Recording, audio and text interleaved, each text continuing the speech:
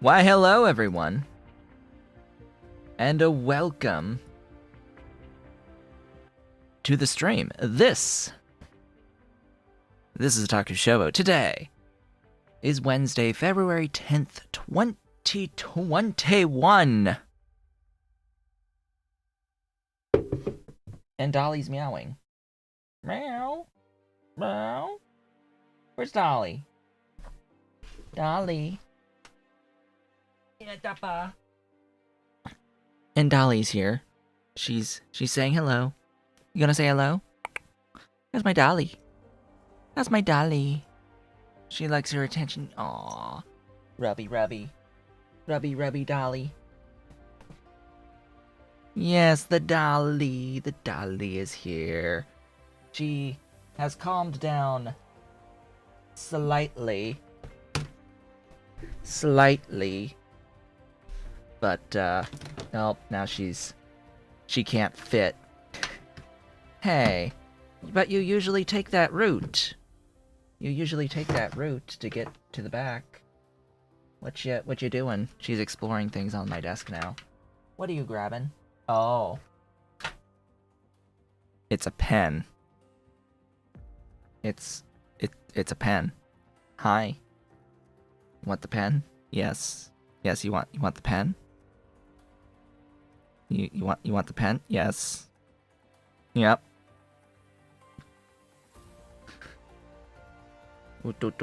Yeah, that's a pen, Dolly.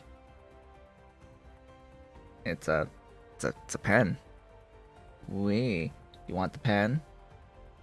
Yeah, you want the pen? You want to sniff? You want to rub? You wanna go get the pen? Go get the pen. Go get it. And off she goes. Last time in Dyson Sphere Program, we went Interstellar. Off screen, I have continued to go Interstellar. And there are a few things I want to note about going Interstellar. A, whenever you have access to your mouse, you can see how there's the stars in the sky. When you hover over the stars in the sky, there's a pin button there that you can pin and unpin any of the stars that you can go to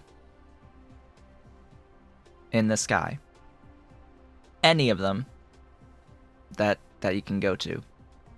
Some of them are just cosmetic stars in the sky, but the ones that are part of your system, you can just pin them, hover over it.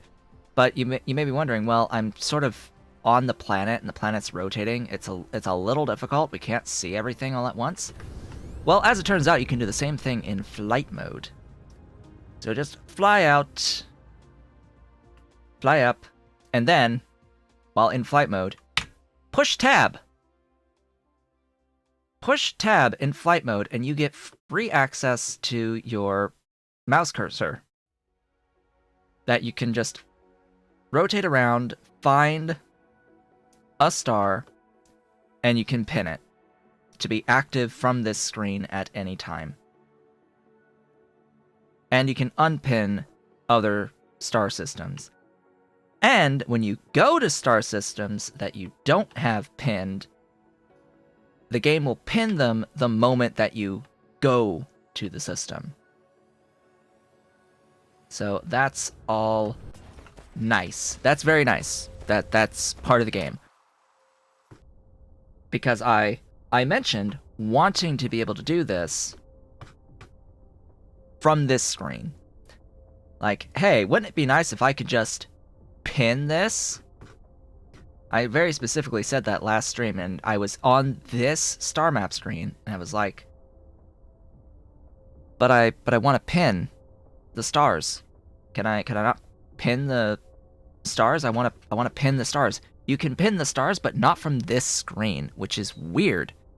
Which is very odd.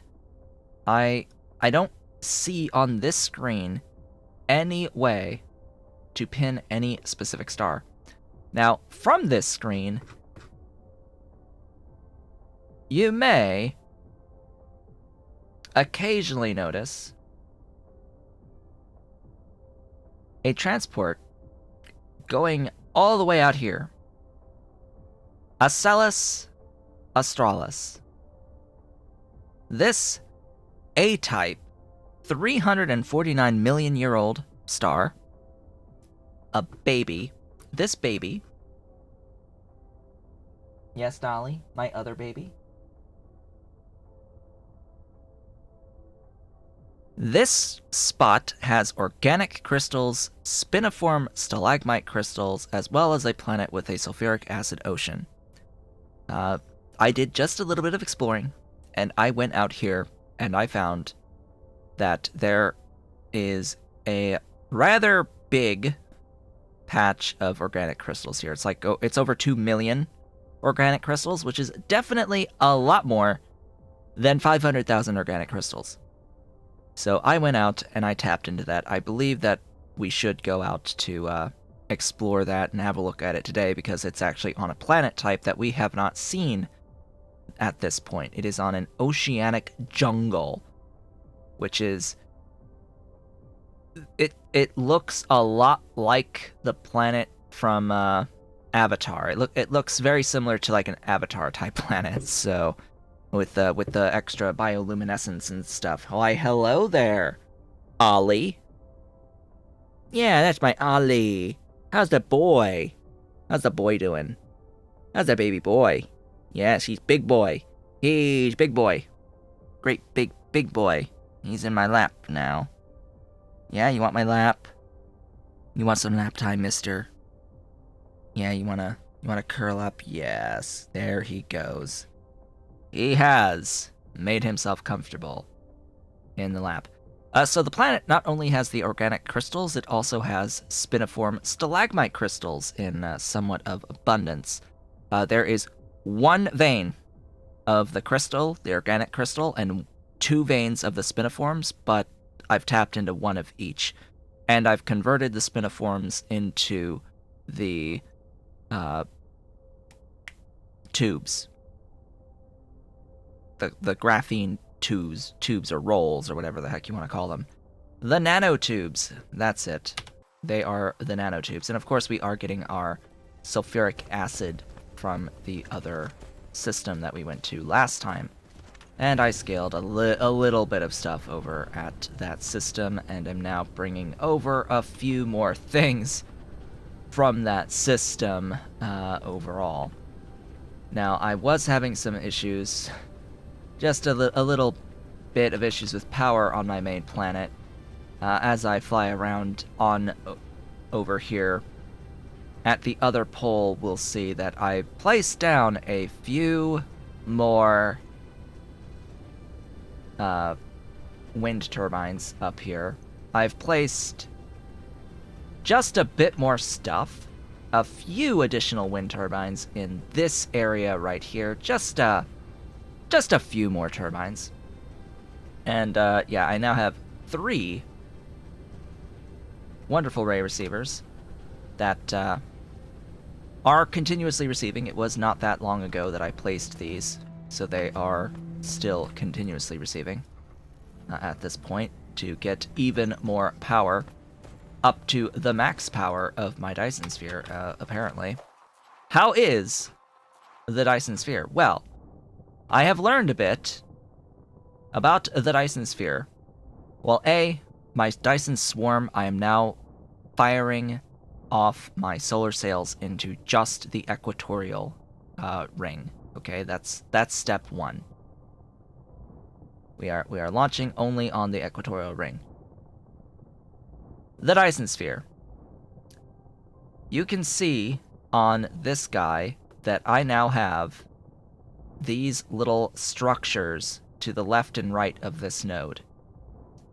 And that's how this thing is going to get built around the thing. It'll place the nodes, and then it will connect the nodes with this metal structure all the way around the sun here, the star. So this little structure is what's getting built that will physically connect everything all the way around. Now, if we look at the Dyson Sphere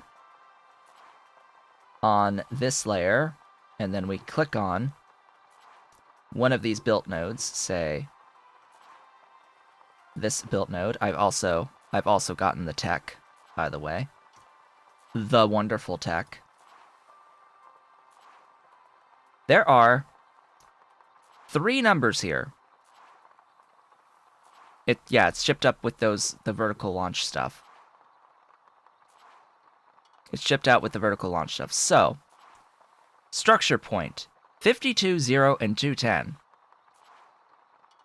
In order for this node to be done, you need to send 210 of those vertical launch rockets to this node.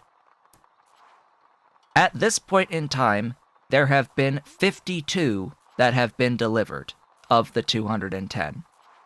And the number in the middle is the number of rockets that are actively being sent to that node right now. So this one is at 36 of 210, and there's nothing going out there. This one's at 34 of 210, and this one's at 17 of 210. So 210 is the total per node times 12 current nodes around this shell. So, yeah, that's a thing. That is a thing. Abso-freaking-lutely. Now, of course, I have not built this in the best possible of ways. I just did, like, max distance 12 nodes on here. But, yeah, there are things that we could do, which is to, you know, add in thingies, form triangles, and such. We could do things like that now. Interesting things like that. What I'm going to do is I'm going to just delete that. And I think instead what we'll end up doing is forming squares. Sort of like that.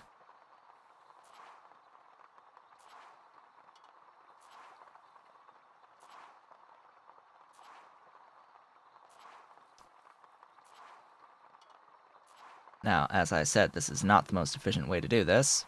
There are actually efficient patterns, but just for now, just for our own viewing pleasure, we're going to do this as our little project, quote-unquote little project. And of course, we have to go down as well and place all of these nodes too. Any particular reason for the squares? No. It's just going to be easier to do than triangles with the way that I build it. Much easier to do than with triangles. Now, what'll happen is, as the nodes and the structures between the nodes are built, in between, in the content of the squares, that's where we're going to end up getting the permanent solar sails placed. So that's what's going to fill up everything in between. It'll be in these empty areas, our little solar sail matrix thing. And apparently there's actually going to be other text where we can actually fill the entire sphere. So there's that. There is that. Apparently the stress system tech has multiple levels. And each one of these levels increases it by 15 degrees. So we actually enqueue multiple of these to be able to eventually unlock the ability to do the whole thing around the entire sphere.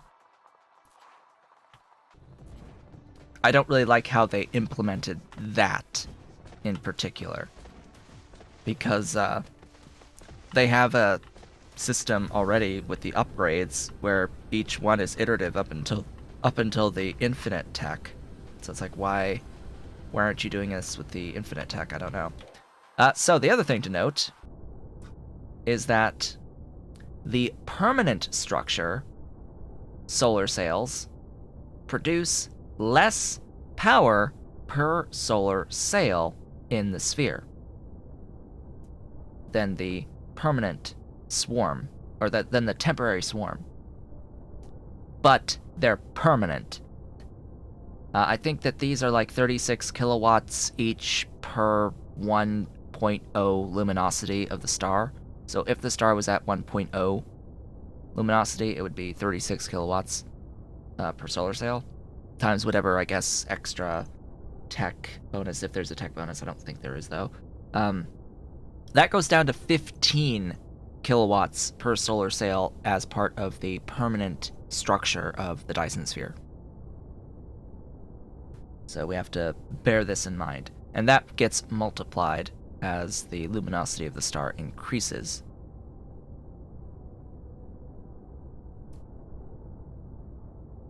Of course,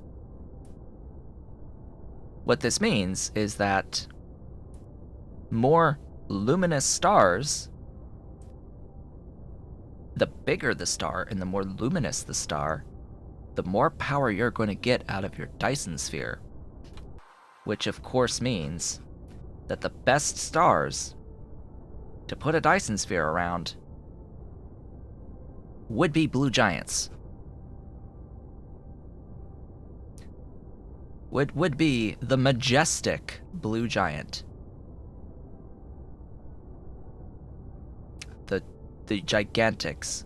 Now, keep in mind there are B-type blue stars that are luminous, but you would want definitely blue giants. The bluest of blue giants. So this one has luminosity 2.469. Yeah. And 4.46 R.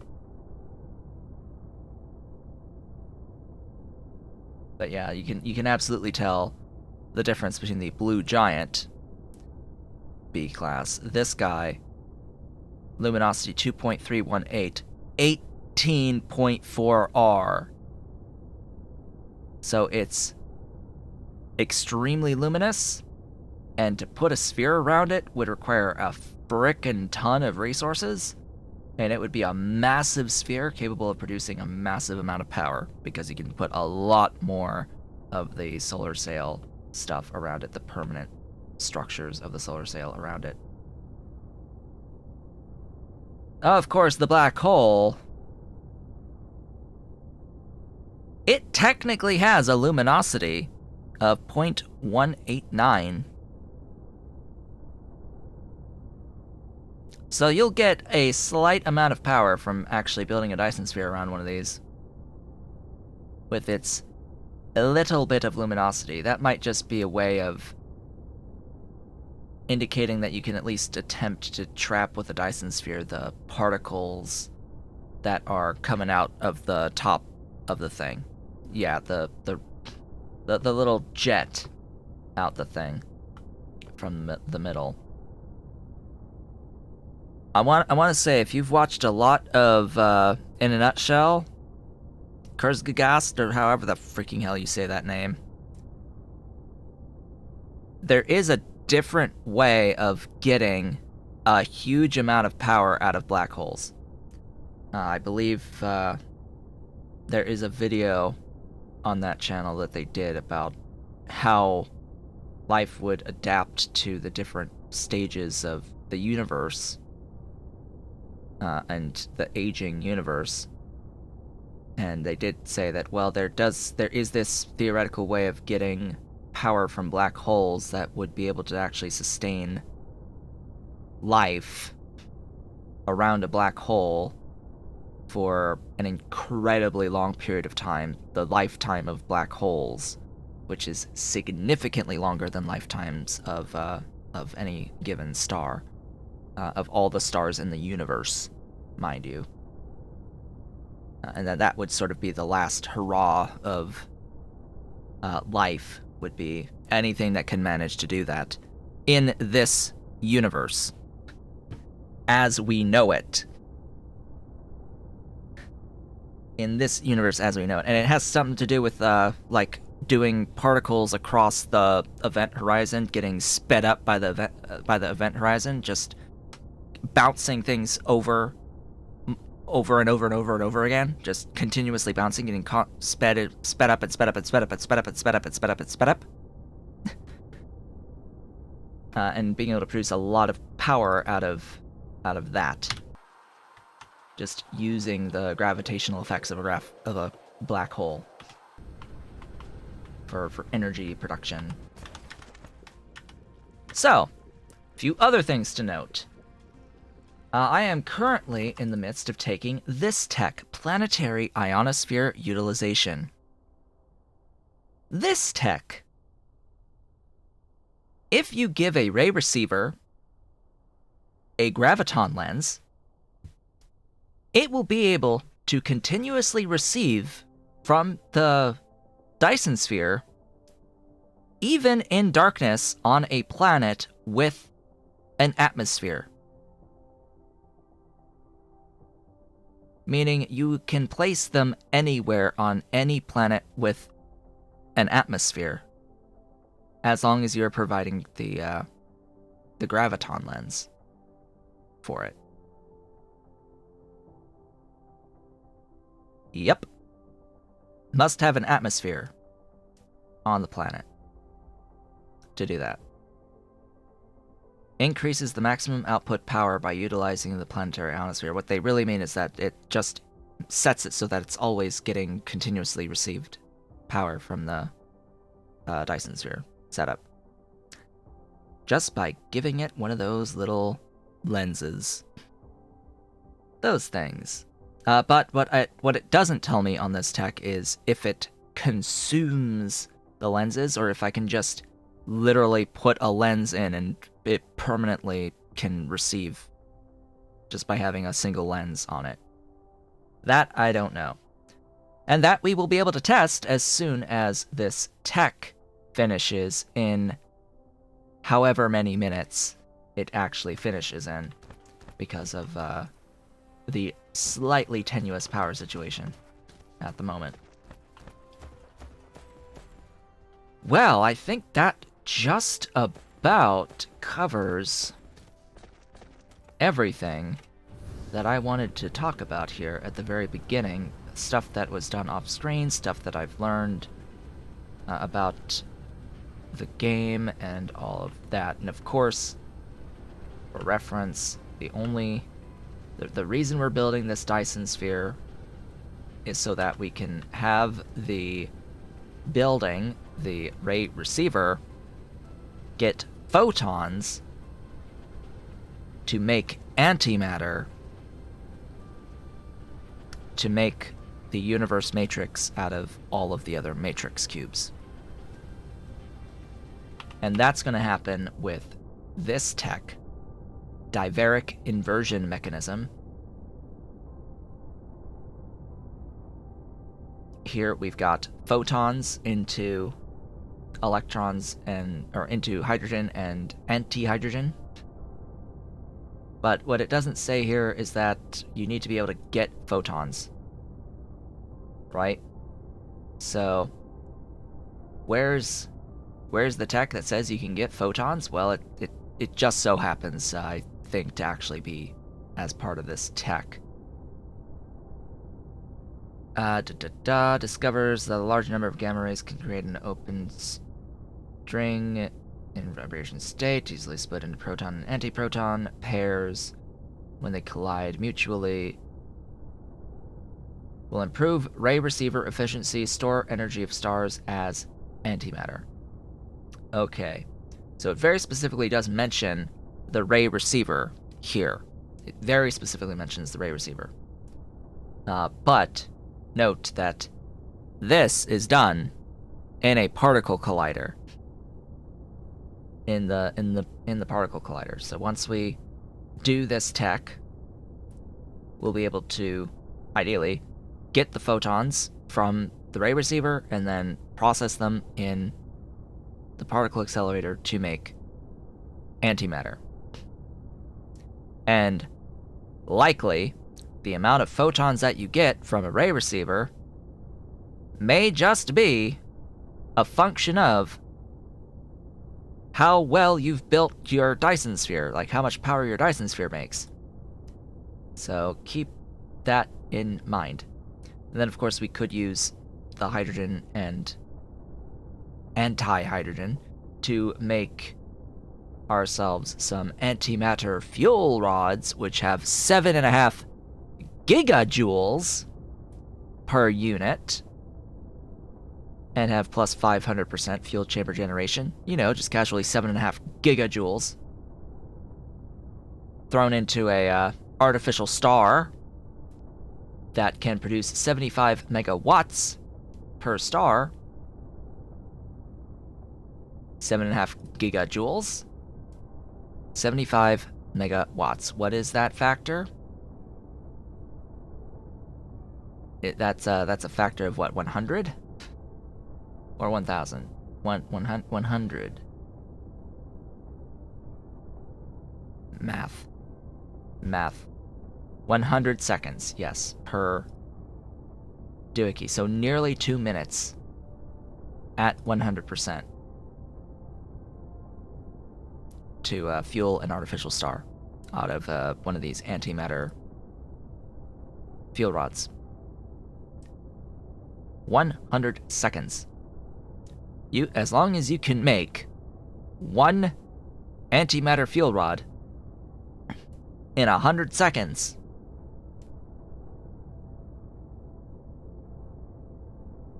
we would be able to provide 75 megawatts of power to the base consistently out of this. Hello!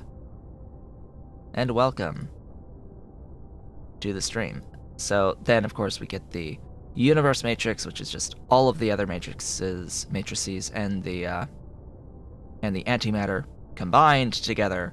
Good luck dealing with the extra hydrogen, by the way, that you get out of that situation. And then 4,000 universe matrices.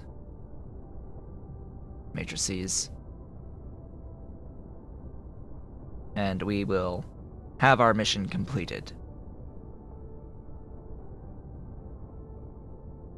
The game will continue after completion, as it says. So, what are we going to do today? Well, I suppose the thing that we need to do today is maximize the rate at which we are launching from our vertical launcher. So we are going to scale everything involved in making these.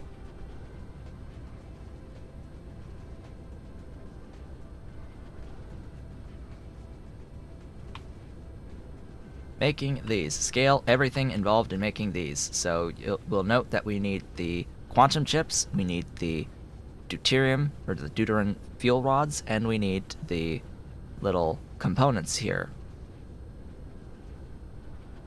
And we need these components, which is going to be solar cells, parts, and CPUs, and etc., etc., etc. So, my day has been a day. That's been my day. It's been a day. Oh yeah, I happen to have already scaled the carbon nanotubes, so that's a thing, as well as am bringing in sulfuric acid. Oh yeah, that's what I changed. We're now bringing in sulfuric acid from another star system that's very easy to get sulfuric acid in. Meaning I'm now actually using that sulfuric acid instead of making it out of oil. So my dependency upon oil is much lower now. Just for the whatever plastic I need and other shenanigans. Most of these were operating earlier. Don't know what happened with the particle containers. But yeah, over here I've got the dude bringing in sulfuric acid and bringing out the titanium alloy. I have a few more of these built now to improve the rate at which I produce the titanium alloy. I now have a far better titanium alloy collection. And I got rid of the sulfuric acid line that was making it in here. I just haven't gotten rid of the belts yet.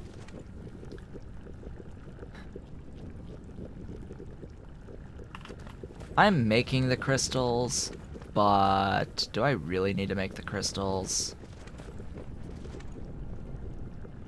It's using them over the ones that I'm bringing in from beyond the star. I'm gonna do this way. That's what I'm gonna do. And I have a few more. Oh yeah, I was in the middle of doing this. Hey.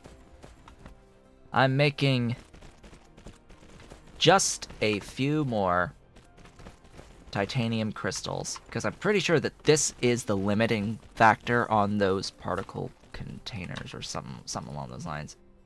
No, these don't use the crystals at all. What was it? It was the Casimir crystals that I was thinking of.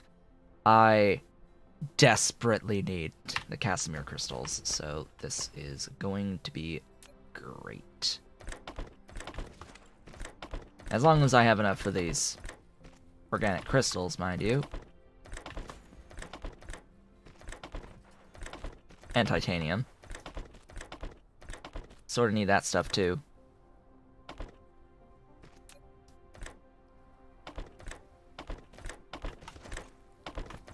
Then let's figure out what's going on with those particle containers.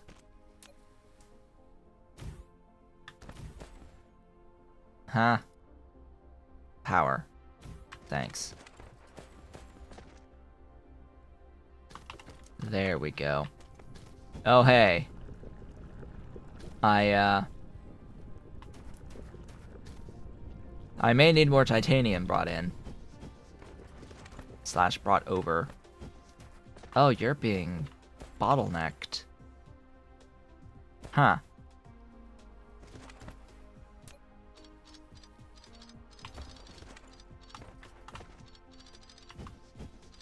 Has there been another update to the game? I don't know. Excuse me.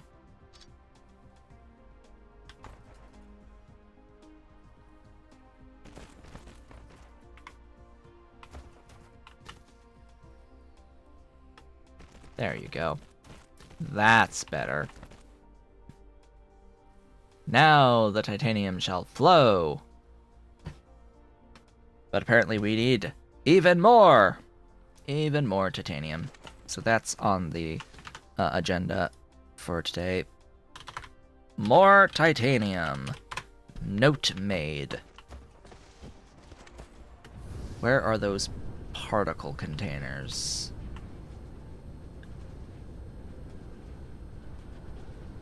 Seriously though, where are the particle containers? I never freaking remember. It was this way.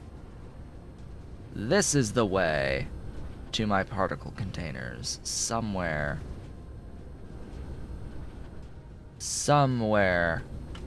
in this general direction. There they are. Why, hello there. The limit is electromagnetic turbines.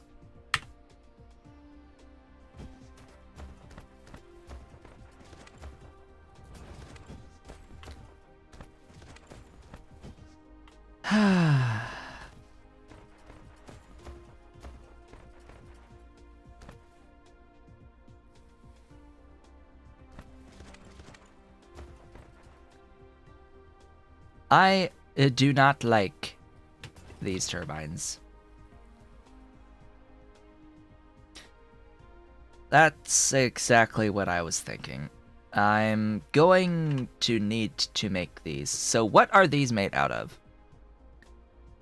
Honestly, iron and copper. That's it. That's all they need. They need iron in the form of magnets and ingots, and they need copper in the form of copper plates. I can get assembler Mark IIIs. at this point, I think. Oh no, I haven't actually taken the tech yet.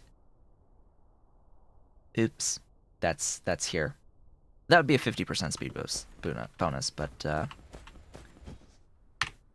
yeah. I'm thinking I know exactly where I would like to do this.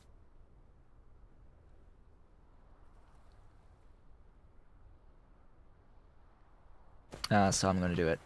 I'm gonna do it.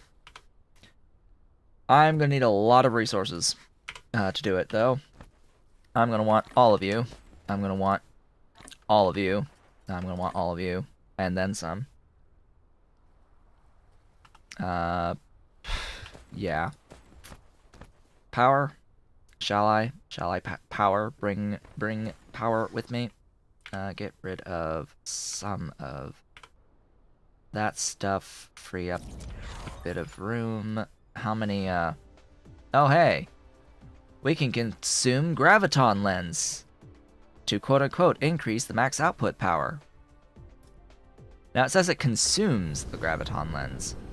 Let's find out. Hey, buddy. So I have this thing called a Graviton Lens. It does consume at 0.25 per minute per lens. And what that does is it looks like it increases the max output by 5 megawatts.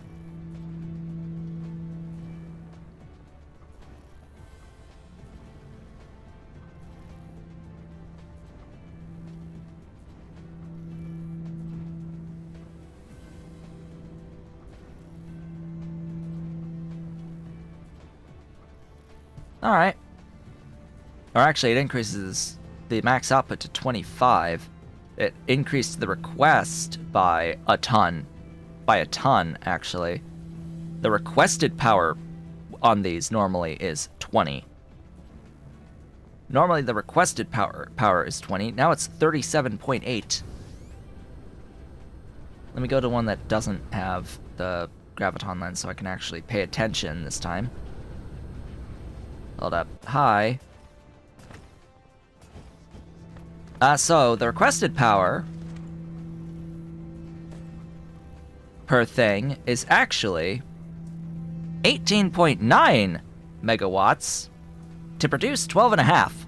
It doubles the max output of the ray receiver. So that's the key. It doubles the output of the ray receiver, and as long as you are supplying Graviton lenses, it will operate under continuous receiving mode anywhere on the planet, as long as the planet has an atmosphere.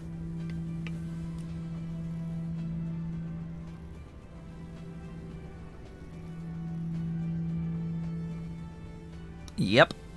So, Graviton Lens is pretty good. It definitely pays for itself by using it in these things, and the rate at which it consumes it is very low.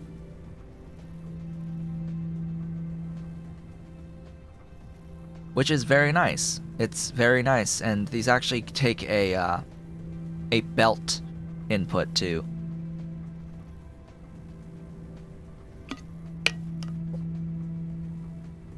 I mean, yeah, the lenses are a little expensive to make in the first place, considering they need strange matter and all that. But hey, if you have a sufficiently large Dyson sphere that would be able to provide the power to those ray receivers, you can very easily get a freaking ton of power out of all that. And these guys, yeah, I need titanium as plate. I need titanium plate as well. So, what else do I need here? Probably a lot more mining drills, or as many mining drills. Oh, I think I already set that up. actually at where I'm going. Because I know exactly where I'm going to go to do this. I know precisely. And that is... we are going to our Gamma...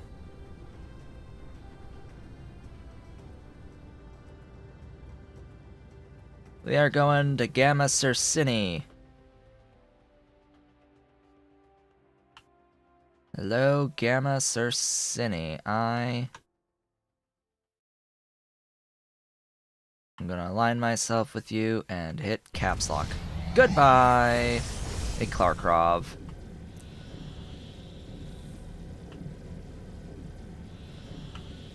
And hello, Gamma Circini.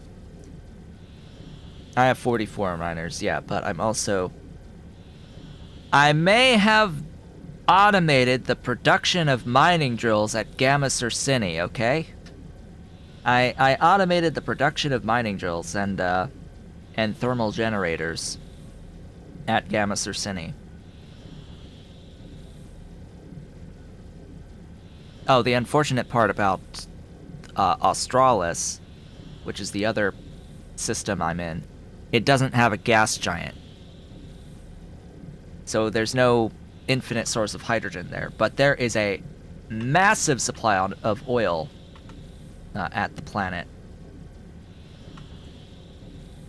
that I am currently active on. So I am tapping into oil for power on that planet. Just using oil for power and burning it directly as crude oil. Here we are. Welcome to Gamma Circini.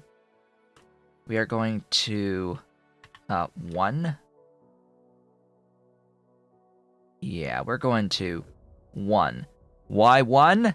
Iron, copper, silicon, titanium. In the tens of millions on 3 of the 4. Okay. Tens of millions. Here we are. Welcome. I actually have some foundation with me, don't I? Yes, I have foundation too. Oh yeah, and I set up the glass and the stone and the stone brick. That's all done now. I've got hydrogen coming in. I could get deuterium even if I really wanted. I've got apparently 10,000 space warpers brought over. And yes, the sulfuric ocean is this planet as well. So we need to be careful with how we use foundation, as this is my supplier of the sulfuric. And I am actually supplying the base materials from this planet. Let's help take care of it. It's really dark. It's really dark. Hello, star. What is your luminosity? Can I not click on you? I have to go here. What is your luminosity? 0.972 L. Slightly dimmer, I think, than the home star. Home star is like 0.98. Or close to it. Very, very similar to our home star. It's this planet that has the oil, right? Yes. 61.48 oil. Yeah, should I need to ship more sulfuric, I can definitely place another, but consider that this thing is full and not actively sending out anything. In fact, it's actively sending out magnets to other locations. Now, where did I set up my automation? Over here. Why, hello, things. So over here, I have just a small amount of production on the circuits and the coils. And that's being provided. Who knows, I may or may not use them at any point. And here I am bringing in our coils, circuits, stone, and iron ingots. And I am making thermal power stations, mining machines, smelters, and power poles. I know I should be making belt and sorters, but I would need graphene for the Mark III conveyors, and you know, the stupid motors, engines, whatever they're called. Those things. So the question I have is, that I know the answer to actually, is how much iron, copper, and magnets do I have? I think I didn't scale the magnets fully because I didn't have enough smelters, so let's go ahead and do that next. How many did I need? I forgot. I have 18 here.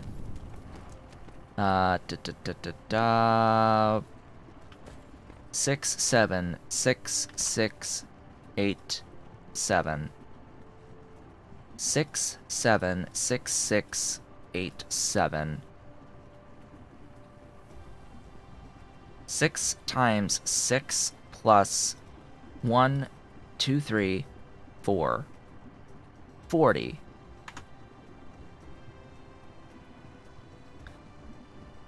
Times 39 per vein divided by 60 is 26 times 1.5 for magnets. I need 40. Okay, well I need 39, but, you know, 40.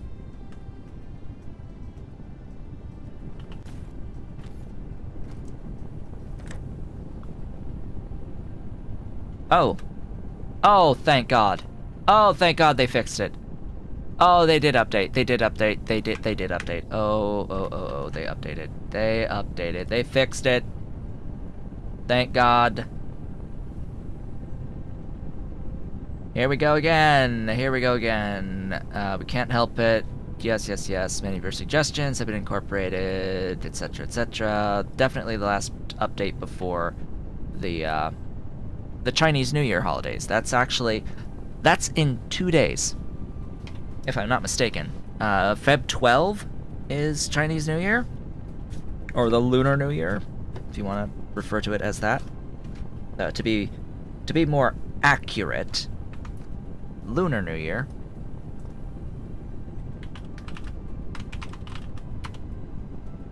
Is on the 12th. Yep. Aw, Google does fireworks when you type in Lunar New Year as a search. Google does fireworks when you search for Lunar New Year.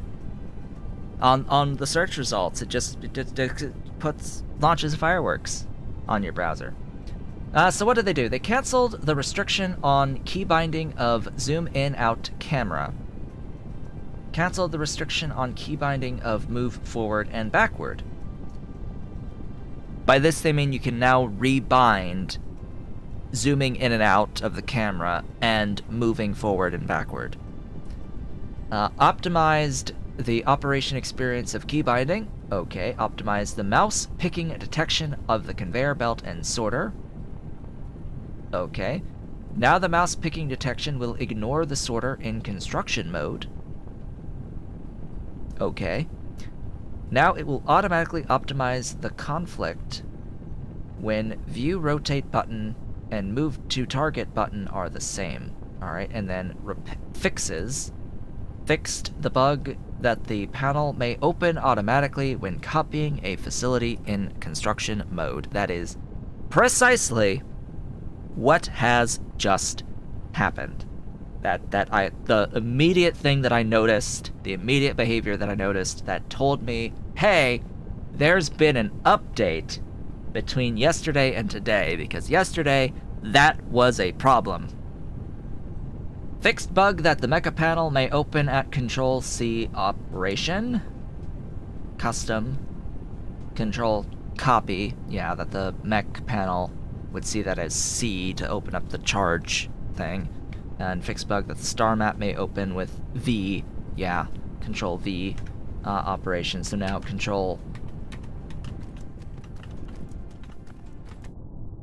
Now, so C and V have their own current key bindings, but there are certain control paste things. Probably when you're out of the game, doing Control C and Control V would probably do stuff in the game.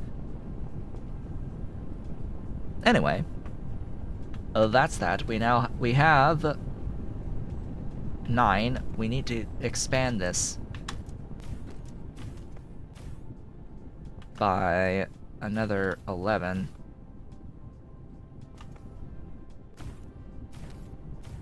Oh, to be exactly in line with the other thing. Fantastic. This is so much better. So much better to just be able to shift-click on the thing and get that all sorted out. That goes this way. Thanks.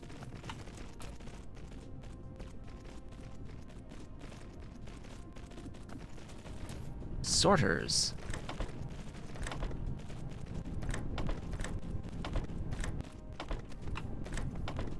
Let's get the output belts done first, because the input belts are a little bit more tricky. Being side by side.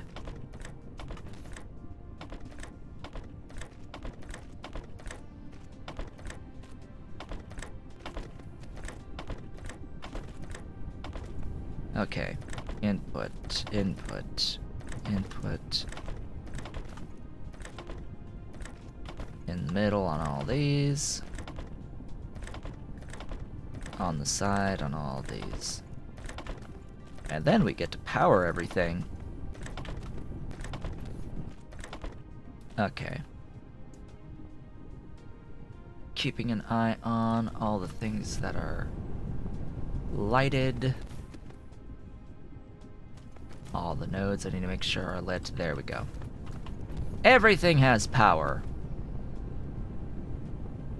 And now we're making, a bit. We're making a few. 26 units of magnets at a time per second. 26 glorious magnets per second. It's beautiful. It's a beautiful sight. Next, speaking of a beautiful sight, I probably... You don't have any extra space. Did I ever belt... I did belt warpers. Hi. Yes. So, interesting thing to note. If you belt warpers from one tower to another tower, you can feed them into the internal warper storage without consuming a request slot on the logistics station. And you can cycle them directly through as filter number 6.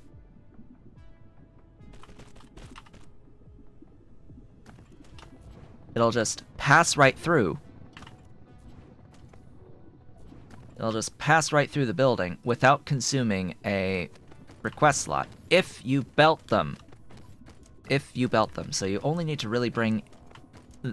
Like, if you have a need to have a few of these buildings in an area because you need a lot of requester slots and you want to have warpers available, you can put a request in for warpers on one of them and belt it through the other buildings on just one request. So this is why I was yeah, like, didn't I build the thing? Yes, I did build the thing. And I am absolutely going to make use of this all the time. All the time. This is going to be made use of. But you'll remember I said I do need titanium as well, and this planet has a lot of titanium, and this being the most simple of the processes that I need to do out here, we are going to begin with this. Now, I want that one, that's 4, because I want to try to maximize the number of machines I have around the thing.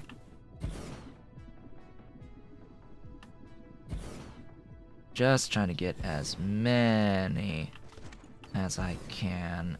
Get that there. I was trying to avoid something just all the way here in the middle, but oh well. Alright, we got 1, 2, 3, 4, 5, 6, 7, 8. 8 with a min 4. 5, 7.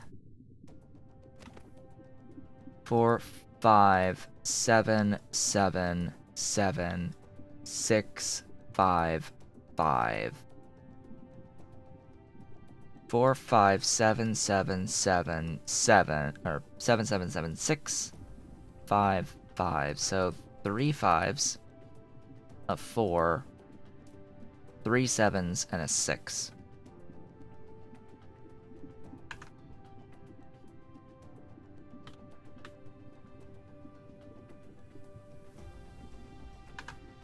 So that's 15, 4, 7, 7, 7, 6. It's 46. It's 46. It's 46. I mean, if you just think of it in terms of sixes, I mean, 8 times 6. Of course, minus 2, 3, 4, plus 1, 2, 3. It's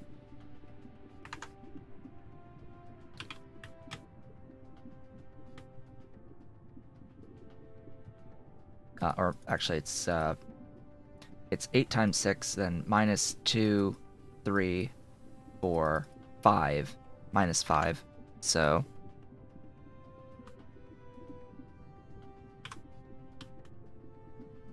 and plus 3. So 46. Minus 5 plus 3, or minus 2. Minus 2. Net. 46, yep. 46. Just trying to think about it in a different way to speed up how I can think about it. It's easier, I think, when dealing with the mining drills to think in terms of multiples of 6. I mean, ultimately, it would be a lot easier to think in terms of multiples of 5, in which case then it'd be 5 times 8. And then you can think, oh, hey, there's plus 1, 2, 3, 4, 5, 6, 7, 6. 5 times 8 is 40, plus 6.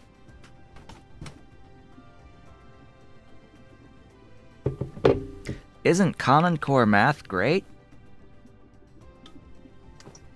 I didn't have any teaching in Common Core, but I know that that would be a practical example.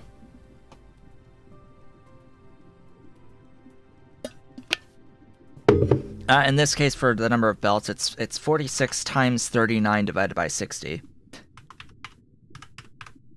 And I am not doing that in my head. It is 1 belt. It is 29.9 titanium per second. So, yeah, 30 smelters smelting on this. 30 smelters smelting, and then I'm heading towards that one? No, I'm heading towards that one. A line of 30 is actually pretty long. So I have to think about how I'm going to arrange that. Probably along this tile set.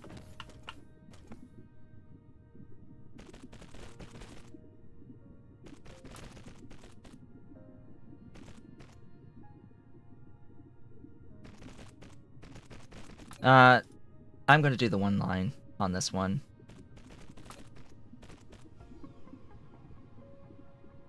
Because I'm not actually space limited in the slightest. Oh yeah, I have a... My bots are building really fast now. You may have noticed. The bots are building pretty quick. I'll build this line right about here. So you need to be the titanium smelting, and I need 30 of you. Huh? This goes down. This goes left and up and over and down. I want it to go down so that I can make it go up. Right there. 4, 5, 6, 7, 8, 9, 10, 11, 12, 13, 14, 15. We're halfway there. 16, 17, 18, 19, 20, 21, 2, 3, 4, 5, 6, 7, 8, 9, 30. Now this is going to make half as much titanium plate, so keep that in mind. Just under 15 titanium plate.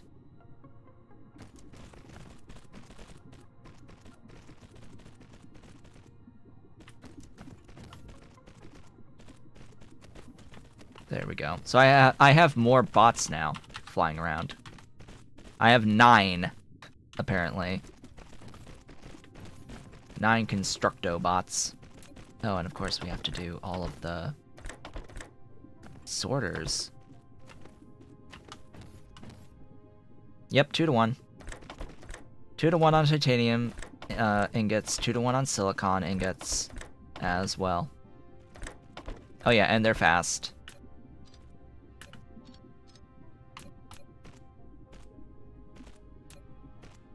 They are super speedy, and they can queue. How much can they queue? They can queue... Tells me here. 2 tasks. Up to 18 tasks per trip of all of the drones.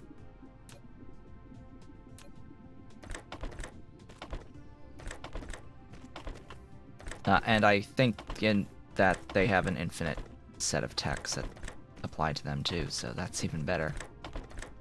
You can infinitely maximize your buddies with the final tech pack cube. I wonder what the quote-unquote megabase challenges are gonna be like for this game. How they're gonna measure it. Because I know they're... Now, I know it's going to be measured in terms of the universe matrix per second, but at what scale would a megabase be considered a megabase? Or how big do we need to be considered a megabase? It'll be interesting to see how all that gets defined as we go along.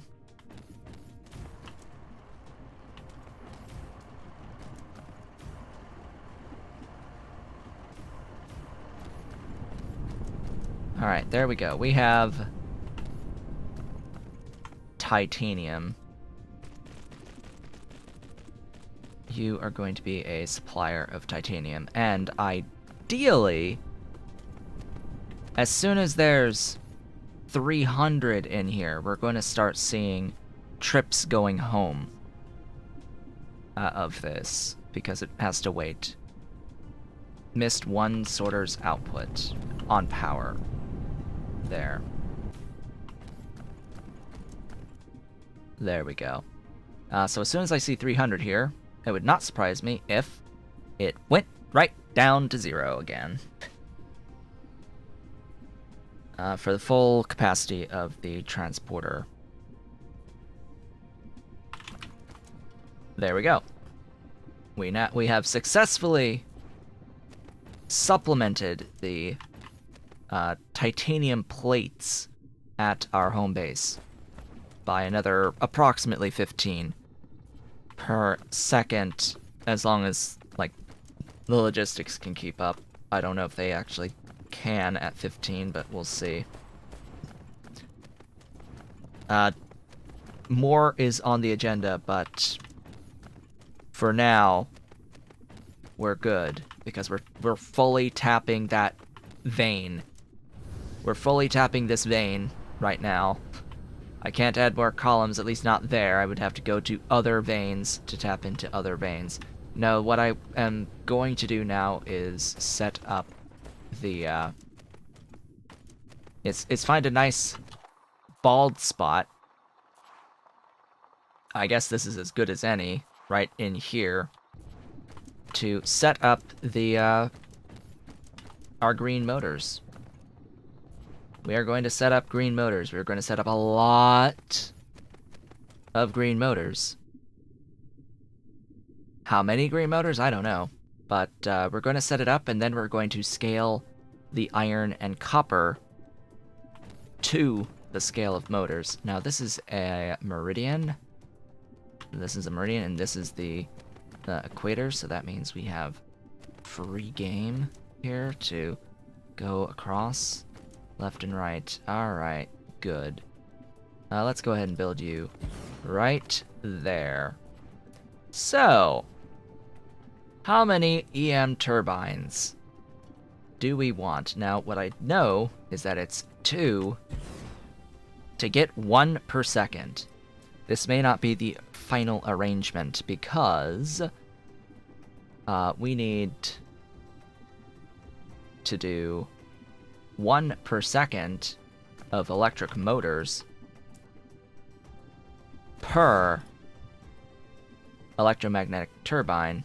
So this makes 1 every 2 seconds, meaning we need 2 of these buildings for every 1 of these.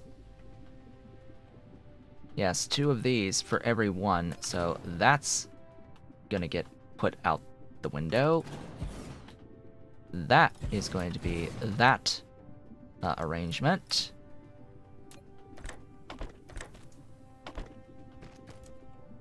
You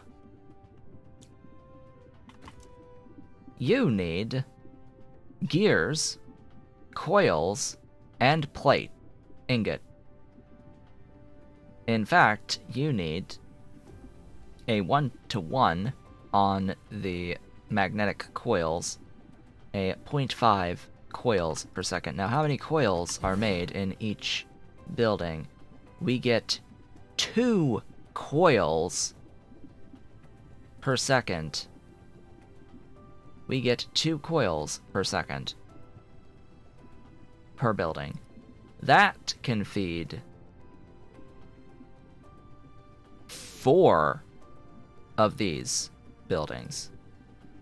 It can feed 4 of them for 1. So that means that these are going to be made separately, and in fact, I am making them separately over here on this line out of the base resources. So we can pretty much ignore these, bring them in as their own thing. Instead, what we're going to look at in terms of our pattern is this, which I'm pretty sure is the actual setup here. 1 per second of gears, and we need 1 per 2 second on each of these. So that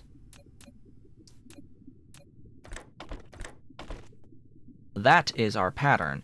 And what we're going to bring in on a belt are iron ingots and the magnetic coils. And then over here, what this needs as well is its own line of magnetic coils. Now, I do note that I could tighten this up by 1, I think. Yes. Now, because this is magnetic coils, actually, I can trim this on this side by a tile.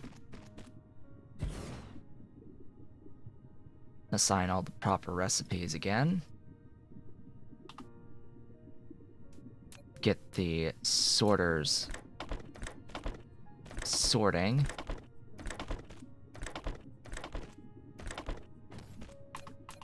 And get the output belt placed.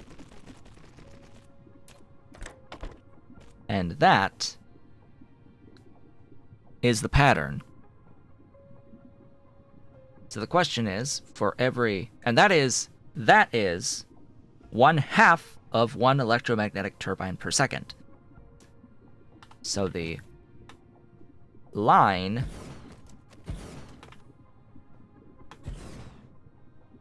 looks like this. That would be 1. And now we need to consider... Yes, that could have been blueprinted. Yes, exactly.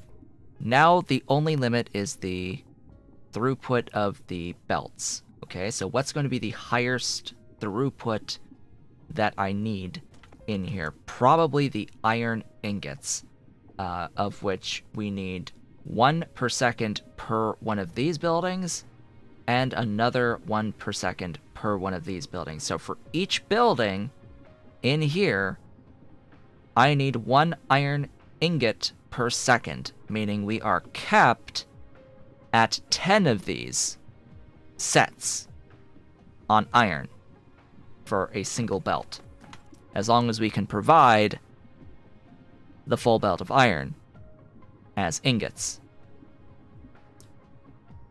We are capped on 10 of these sets, or 5 electromagnetic turbines per second. Because it's 1, 2, 3 iron ingots per half, or per unit.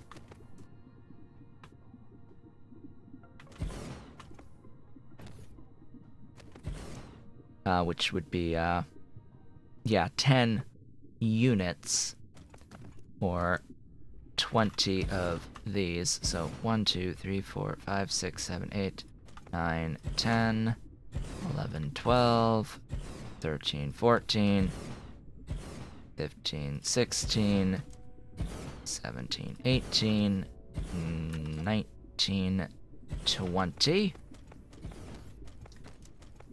With our 1, 2, whoops, that was off. 1, 2, 3, 4, 5, 6, 7, 8. That is not actually the right recipe on any of those.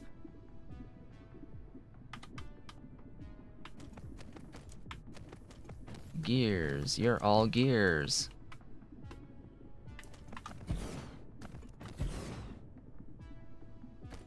That's what I'm doing now, is pasting with the proper recipe to begin with.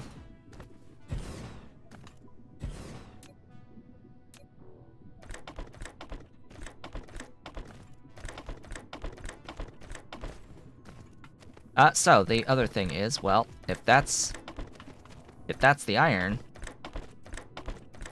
can we snake in other sources and make this even longer? Well, yeah, we could, but do we really wanna? Is the question. This is already making 5 per second of these turbines, quote-unquote, already.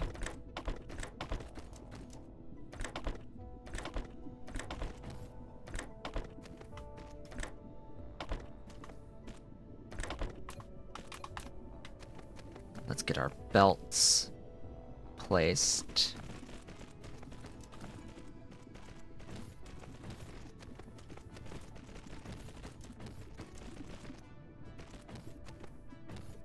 Yes, and I'll need to improve the iron production. We need to think about, well, how many of these units do I want in the grand scheme?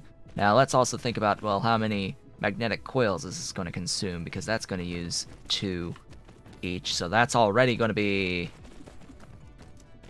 10 per second on these buildings, and then this uses how many coils? 1 each.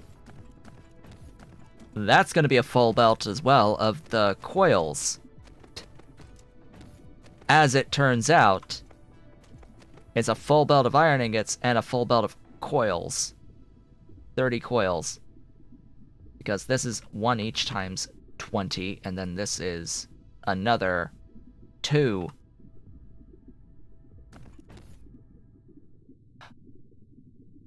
Per unit, so 2 times 5, or 10. So, we are at the limit of the belt at this point. We are now completely constrained by the throughput of the belt.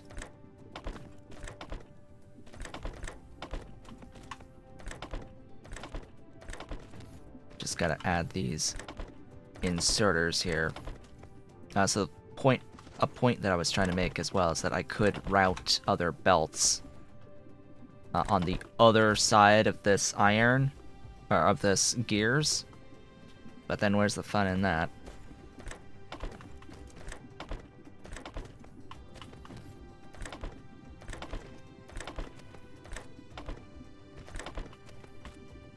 We've already got to place a freaking ton of sorters, right?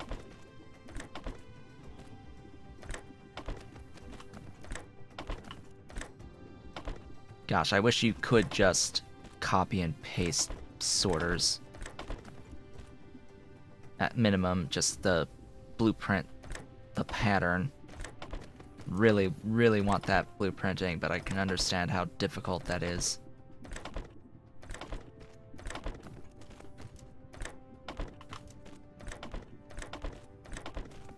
Definitely pay attention if I'm missing any, because it's really easy to miss something in this, or put it the wrong way.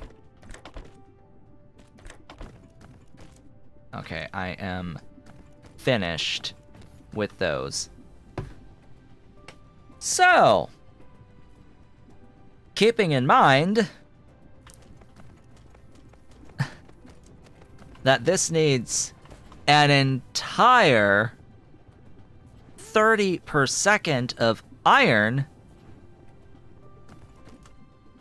as iron ingots, missing 1. Huh?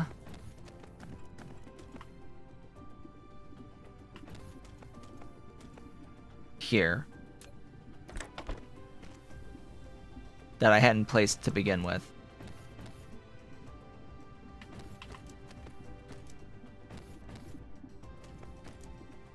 I got that. Yes. Oh, the delay. The delay! They're easy to spot when you're looking specifically for something. Anyway. I need 30 of these per second. That means 30 magnets per second and 15 copper. Well, I know I have the 15 copper. I just need to get this outscaled down the line to get 30 magnetic coils. But you may have just noticed as I scaled up my magnets, we're not necessarily making 30 magnets now, are we? Nor are we making exactly 30 iron. We are getting the copper. But between this and between the main base actually also taking some away, leeching off some of this, we're going to need to make more of both of those things, the magnets and the iron ingots, at minimum. This makes 2 per second, so 2, 4, 6, 8, 10, 12, 14, 16, 18, 20, 2, 4, 6, 8, 30.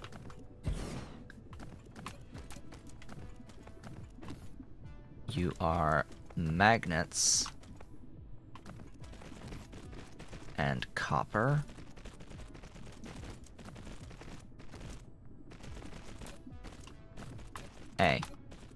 connect.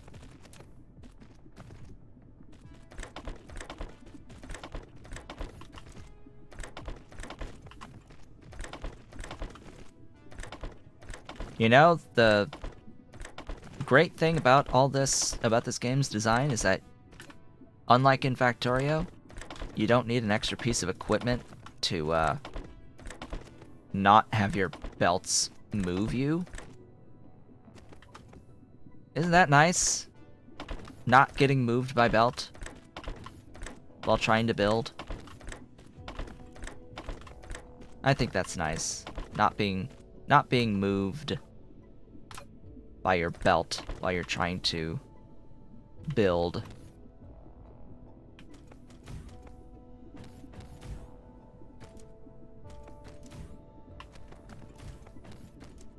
Because that would have been a little hard had the belt been trying to push me out, especially on that tier. Okay. I will need a station. I will place it here. You have established it. Yes, I have established a logistics station. I know. This station is going to provide the turbines. And it is, as it just so happens, actually pretty far away from where I have those warpers, isn't it? Yeah, it's pretty far away from where I have those warpers, but I can just, you know, belt it in. We can just belt it in, man. Just belt it in.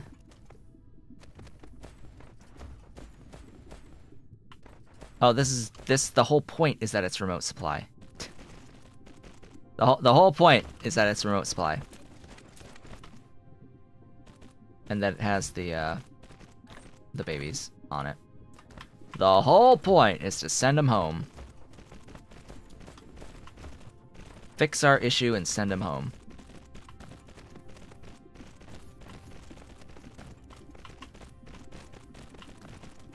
Because we need them to kill this bottleneck.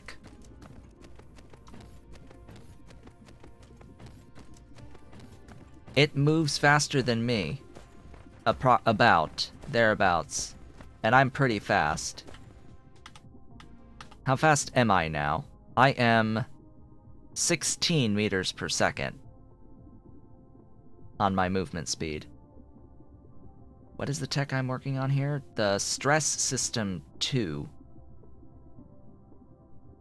Interesting. I had already queued up.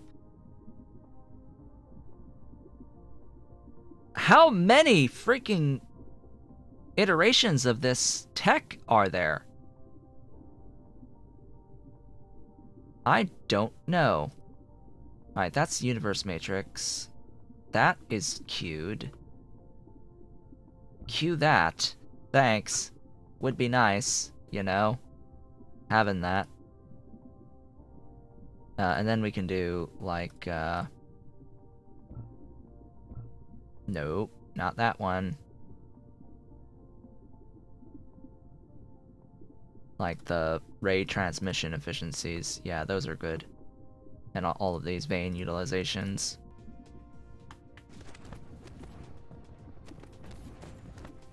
Okay. You are going to be bringing in iron. This is remote storage. Bring in iron. Bring in those. And that's it. Demand. Demand.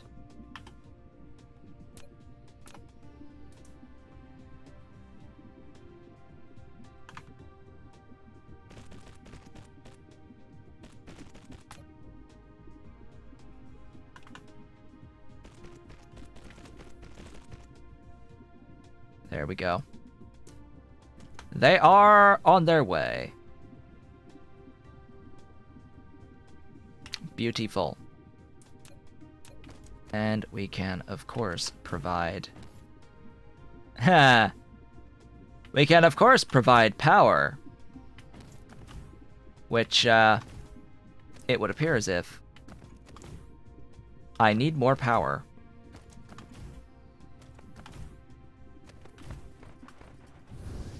I need a little bit more power production, which is a good thing that I have an absolute ton of thermal power stations.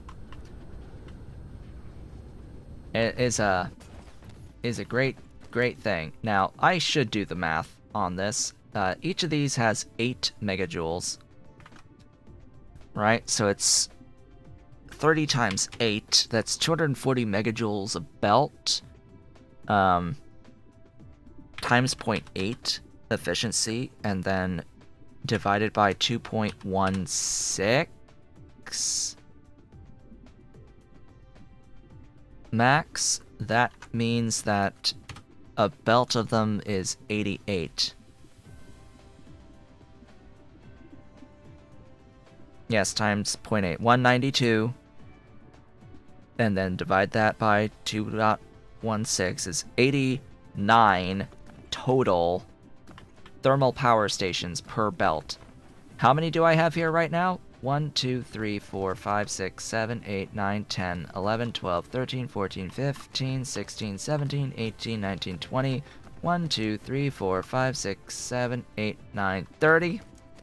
1, 2, 3, 4, 5, 6, 7, 8, 9, 40. We can double it!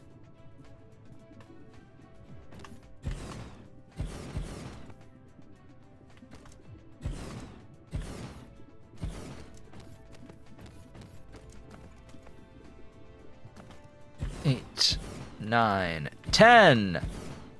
Ah.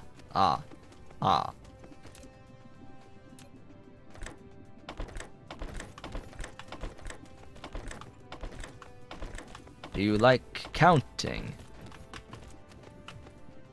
1, 2, 3, 4, 5, 6, 7, 8, 9, 10. That would be 60.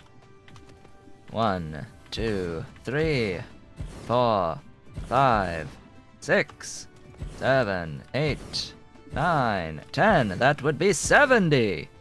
1, 2, 3, 4, 5, 6, 7, 8, 9, 10. That would be 80. 1, 2, 3, 4, 5, 6, 7, 8.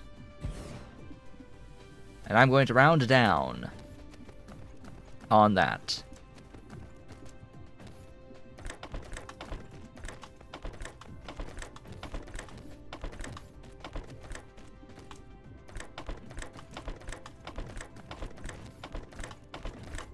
What I'm going to do is I'm going to take them off the other side and make great things happen. I'm going to count how many are, like, to the left, because I have a few to the left.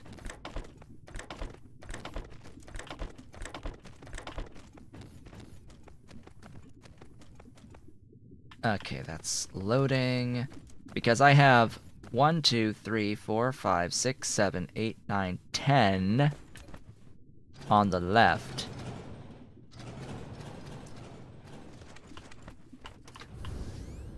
That I can add to this and make it even. 1, 2, 3, 4, 5, 6, 7, 8, 9, and 10.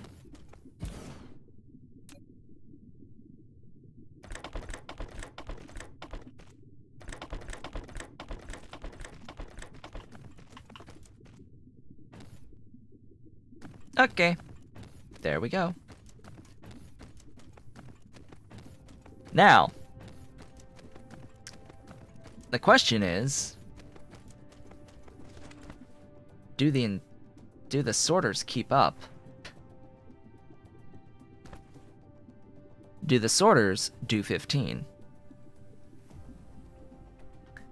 We are moving 6 per trip, with a stack size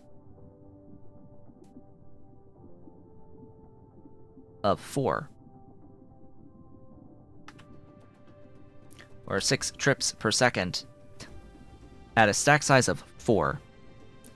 Meaning that 6 times 4 is 24 per second per sorter. So between 2 of them, yes.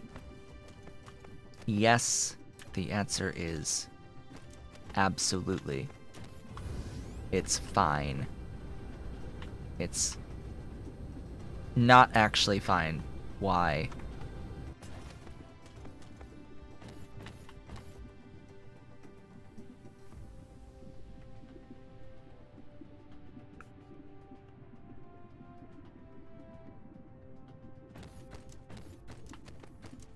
Why is it not? Why is it not? Because cargo stacking is 4 items per stack.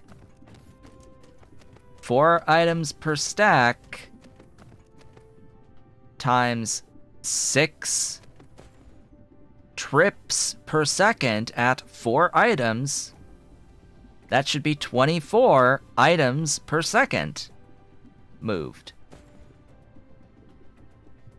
But I guess it's not exactly moving 4, is it? Because of the speed of the belt, I guess?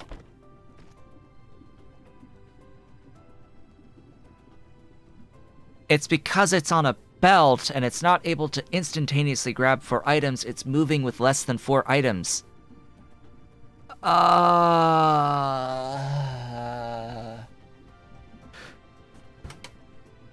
So, in an ideal world, if you were moving from a box to another box, yes, it would move 6 items per trip between 2 boxes.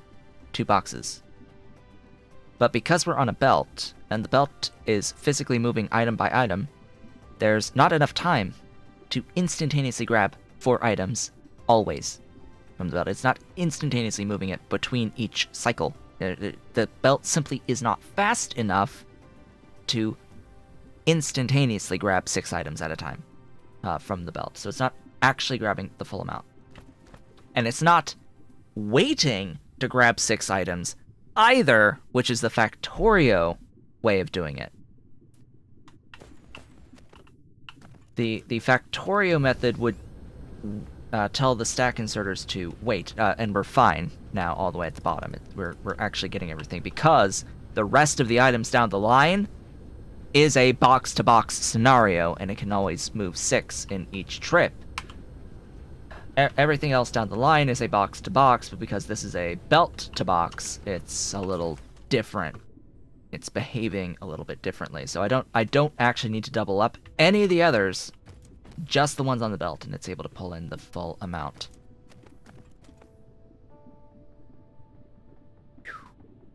By the way, that tower is at charging power of 60.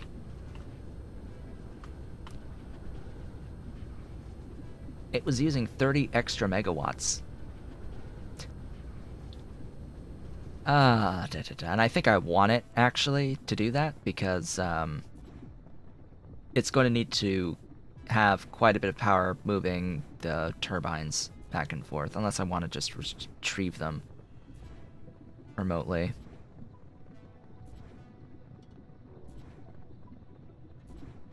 I actually have a Interstellar logistics station at home that is requesting these.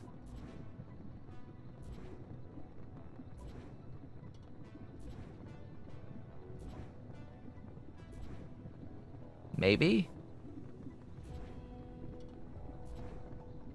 There's something interesting going on here. It looks like it's actually sent stuff home already. I mean, we've got normal traffic going to a Klarkrov from here. Why are we not getting traffic? Oh, it's from Acellus, it's because there's not as much need, actually, for the sulfuric acid.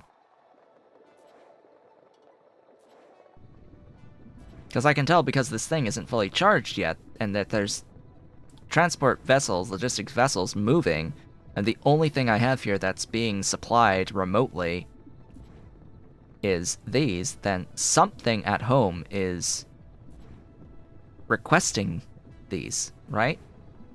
So something at home, without warpers, has a request, a remote demand for these turbines.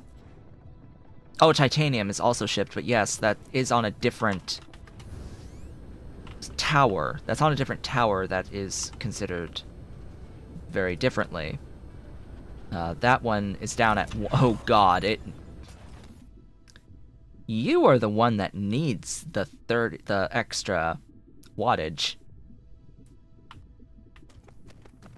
What I mean without warpers on that request, that one that's remote requesting, is that it's going to... Because this one has warpers, it's going to send the vessels out from here.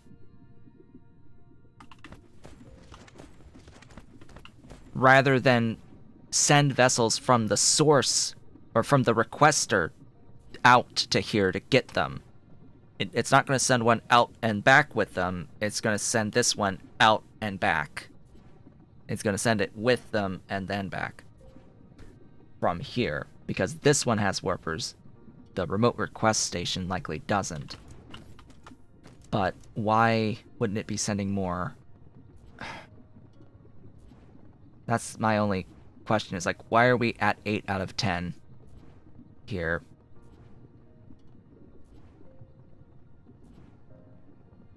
It feels like it is doing something with the iron instead. Like, I'm not doing any iron in this system, am I? Like, I'm doing hydrogen here. They're gathering hydrogen.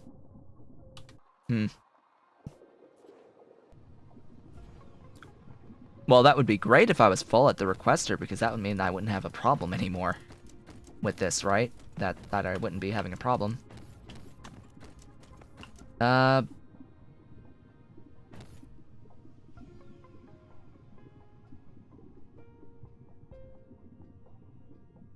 I do this wrong?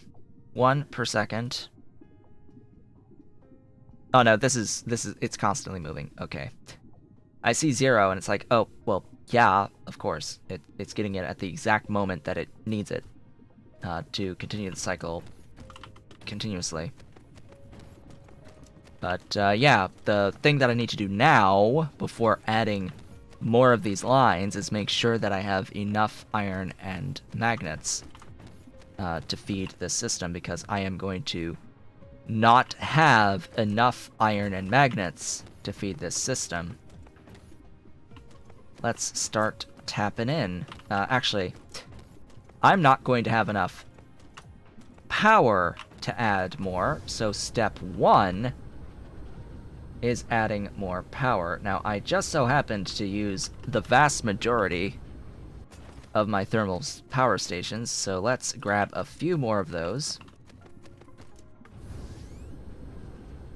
And find a spot where I can do another line of frickin' a ton. Because clearly I don't have space here to do another 2 lines. Maybe here and to the left. Yes. Here and to the left. You there.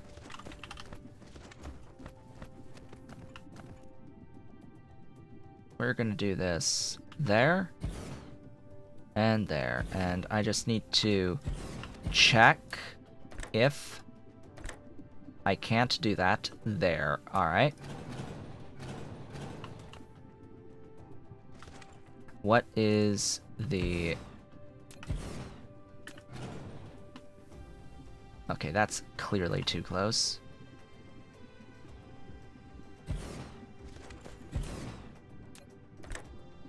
Yeah, it looks like I'm going to be screwed no matter what on here to adding the extra space between. So let's just go ahead and add the extra space between.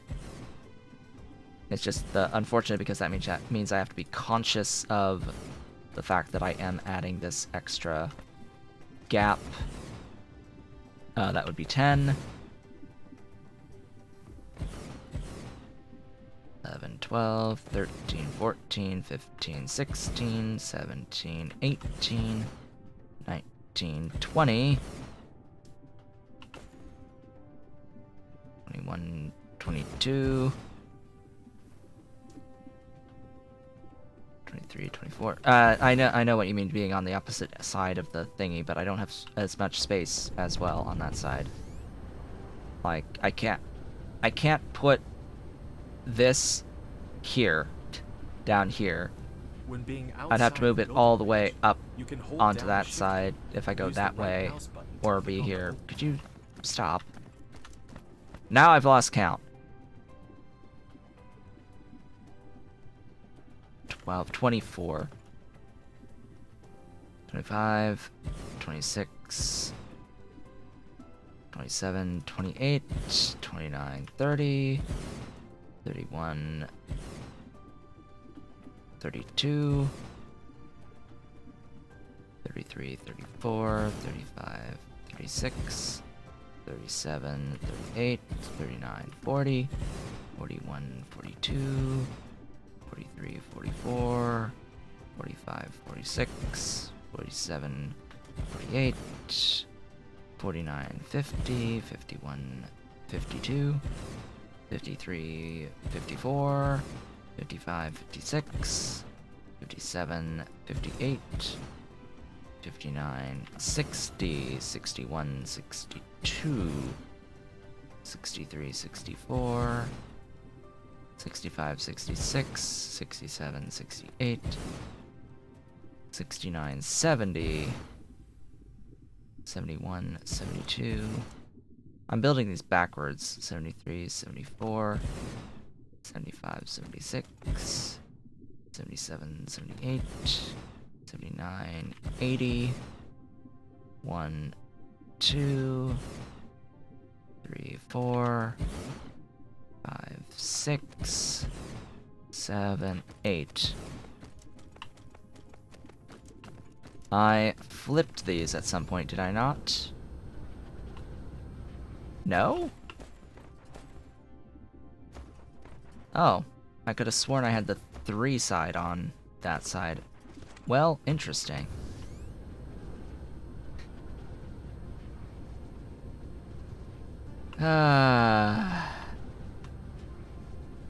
Ain't it pretty?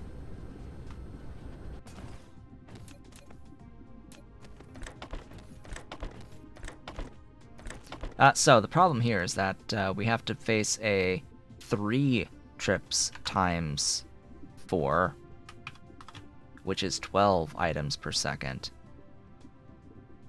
This is going to need some additional sorters for a certain length of the thing until we get down to 12 or fewer per second at maximum usage, because this is going to be limited by the throughput until the stack size, of course, increases.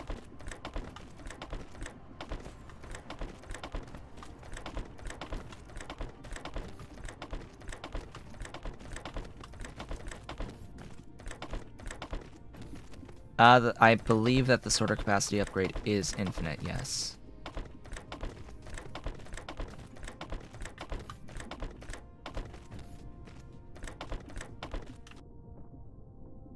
Let me check. Let me check the oh, it is limited to size 6, but I've got 2 techs to increase it up to 2 more per cycle. Interesting that it is limited. Little odd.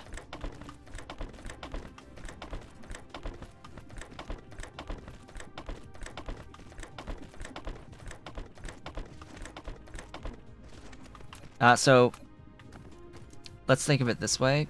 15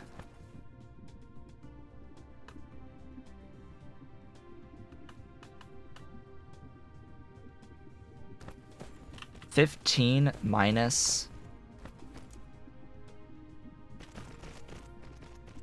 3 is 12. Because they're gonna ideally get half of the belt each.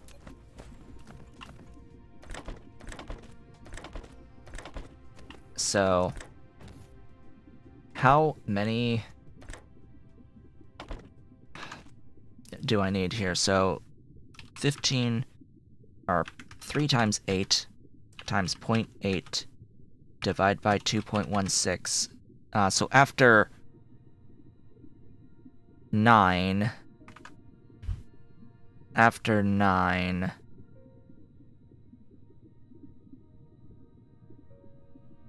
on each.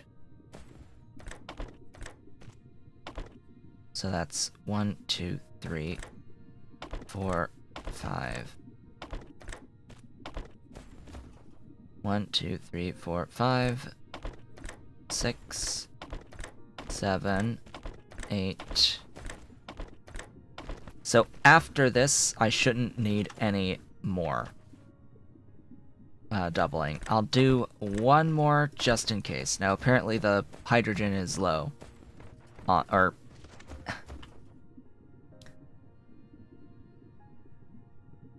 not yet.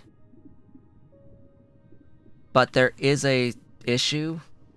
What I can do is give it... Oh, I don't have that many more vessels, do I? More drones.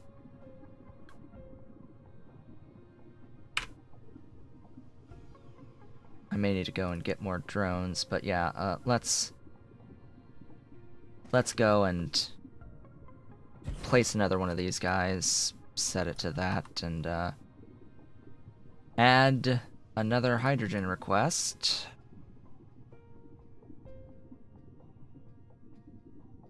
With a remote demand. And give it my vessels. Vessels! And the vessels shall go as I have more satisfaction on here. Let's actually pump you 60. Make it so that you can actually go a little bit quicker. Get them all out, and then we can bring it down, because it does take a little while per trip. What you're looking for is this line or something, or you're looking for the full in-transit line. If the in-transit line is not maxed out, if it ticks down beyond that, then there's a problem. A pretty major problem. So like this right here, right? Our 10 thingies can only move 3,000 at a time. Why, hello there, Ollie. Welcome, Ollie. Back to the lap. Ba-do-do-do. Hello, my Ollie. How's the boy? Yeah, it's 3,000 for now. You can get upgrades that improve the number of items per vessel being transported. And then what I'm going to do is I'm going to belt it in. I mean, it's as simple as that. Just belt it in to that one and it'll shove stuff out. And there you go. Easy. Super simple. Wish it were simpler, but hey, there we go. Now, more iron and more magnets.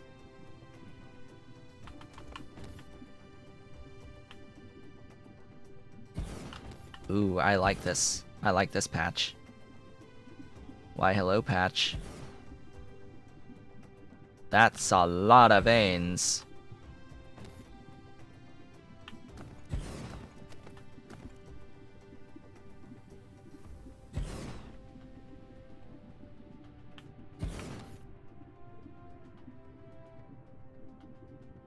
I'll leave that one. 1, 2, 3, 4, 5. Oh. I guess I'm not going to leave that one. That's more than what that one will give me. So, 8. There are 8. We've got 7, 8, 8, 7, 6, 6, 8, 7.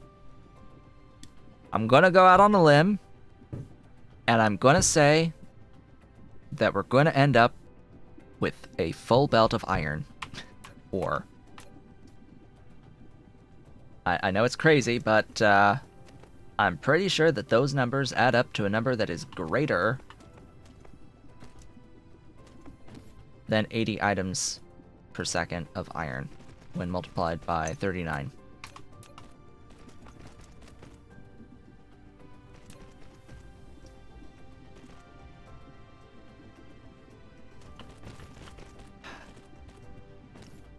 Alright, what's the lowest value?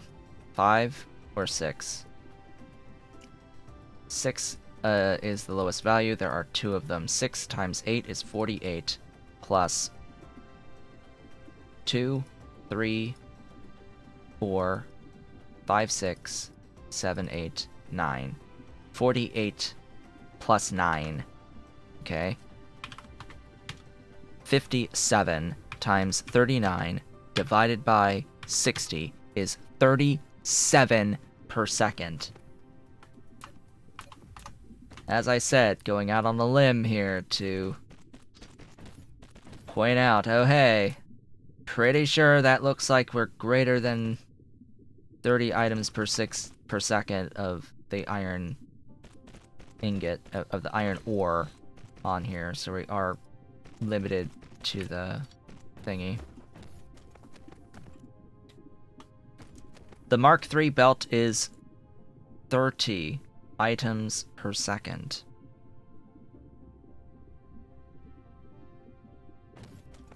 Belt Mark III is 30 items per second. Glorious 30. That's why that matters. And the my current mining speed on my mining drills gives me 39 ore per minute per ore vein. So when the number of ore veins in total on the mining machines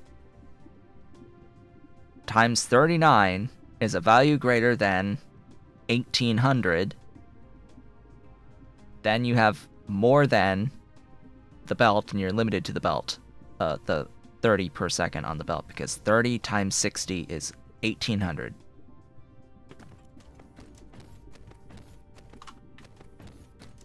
Meaning I would need 30 smelters smelting.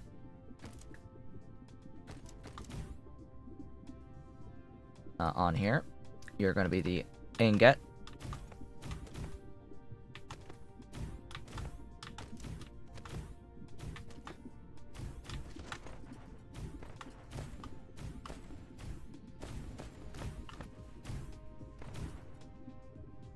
Really? Alright. Foundation. A To terrain do. leveling tool. Yeah. Shut it. I lost count.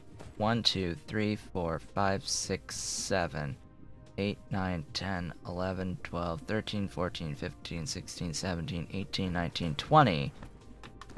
1, 2, 3, 4, 5, 6, 7, 8, 9, 30. 'Tis a thing of beauty. The question is, which way do I want it to go? Because that's a logistic demand tower. Pair of logistic demand towers. I'm going to need to throw this into a different tower. Probably just a planetary tower here.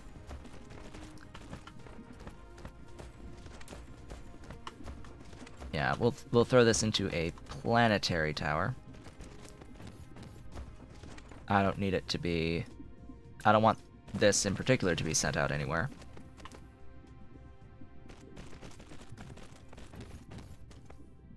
I don't know. I could, but...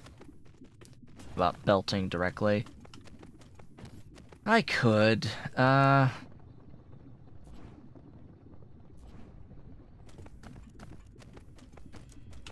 then what do I do with the other stuff that's going to be nearby? Let me...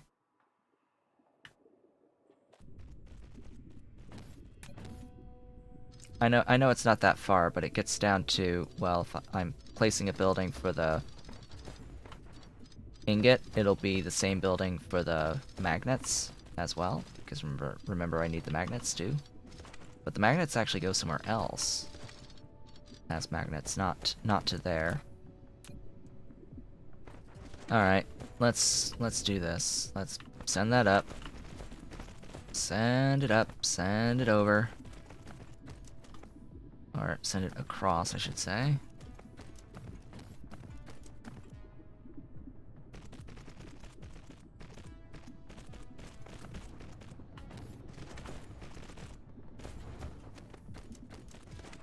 All the more to be provided to my network at home, I guess. If this is going to be just enough to supply that 5 per second. I was within one tile on my aim there.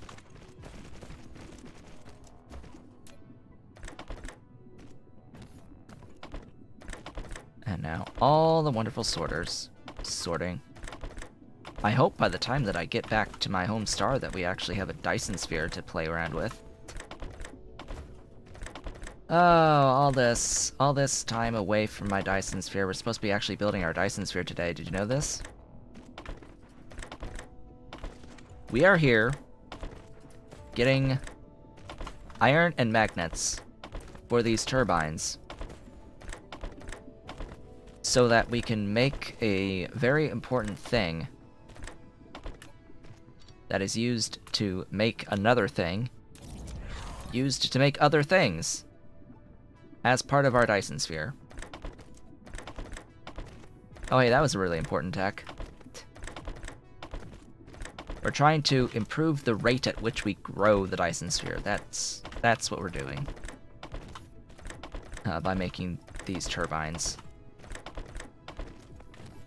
Now, a little bit of appreciation, though, for that many turbines. 5 turbines. Electromagnetic turbines. 5 per second. We need this. And then we need another one that's 50% longer for magnets around another ore vein. Okay? And that line there, making those things out of the magnets. And a half a blue belt of copper. Yeah. And all of the power for it, too.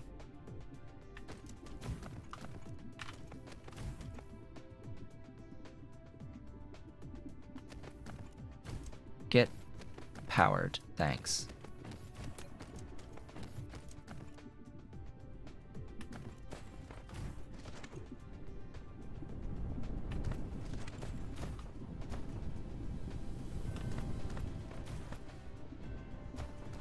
One more. There we go. Okay, that's the iron. Ingots. Now for the magnets. Now, how big are you? Very.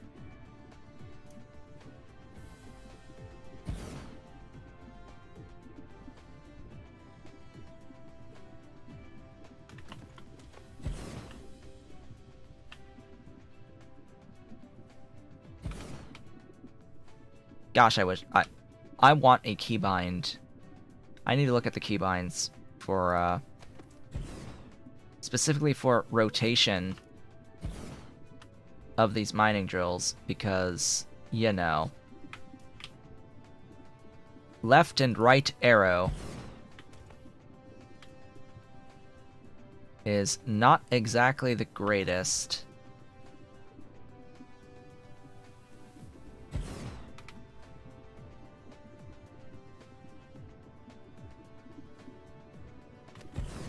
Oh boy, so that's another 8.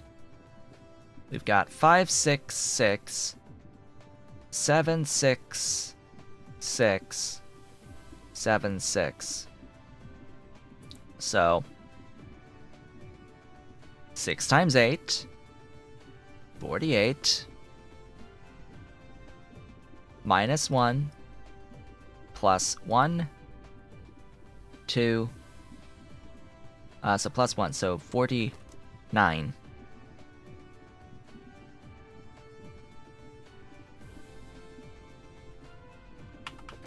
Forty 49, by my estimation.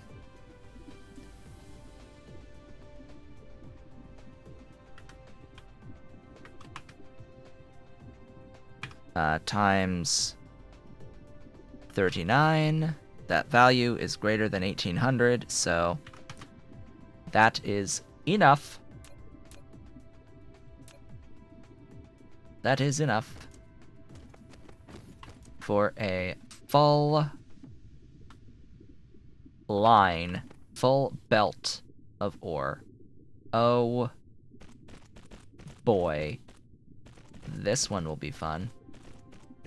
I actually need to restock for this one with additional smelters.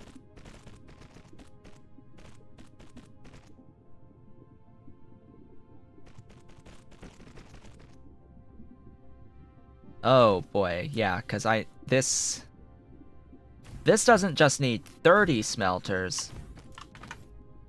This needs 45. Because it's 1.5 seconds per cycle. And I am pretty fresh out of smelters. There we go, that's better. And we'll do this along here. Ideally.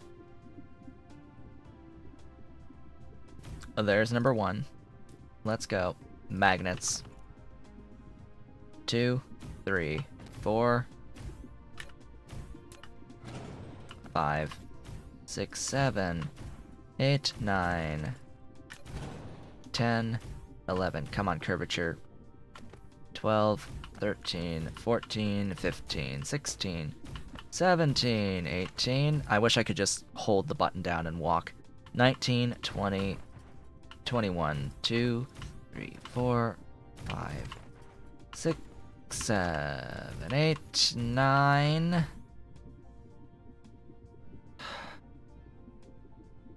30. 1, 2, 3, 4, 5, 6, 7, 8, 9, 40. 1, 2, 3, 4, 5.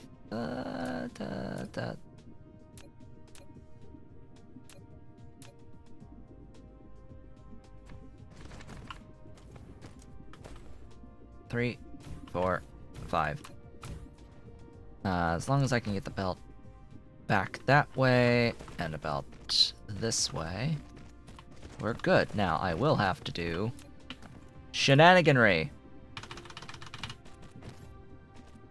There. And there. Shenaniganry! Yes, it hurt because that's potential sulfuric acid, but there's a lot more. Trust me, there's a lot more on this planet of the sulfuric acid. And there's many systems with sulfuric acid. I got pretty lucky. There are many systems with sulfuric acid on in my world that are nearby. Sulfuric acid oceans, where the only limit to the amount of sulfuric acid you can get is the amount of pumps pumping. And do not forget that pumps are also affected by mining upgrades, which are an infinite technology.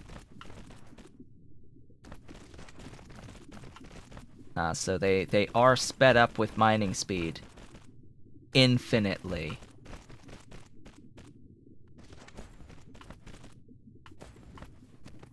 Oh boy, isn't that a nice curve around a freaking near enough a quadrant. Near enough the full freaking quadrant.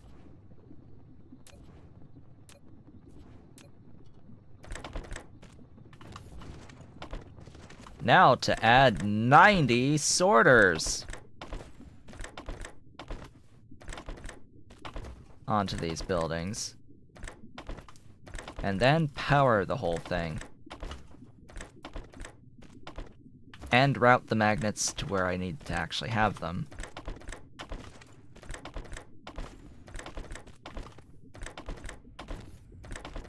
All of this just to get 5 electromagnetic turbines per second. I don't even know how many electromagnetic turbines my home planet is supposedly making. In my little arrangement that I have with the quad planetary towers.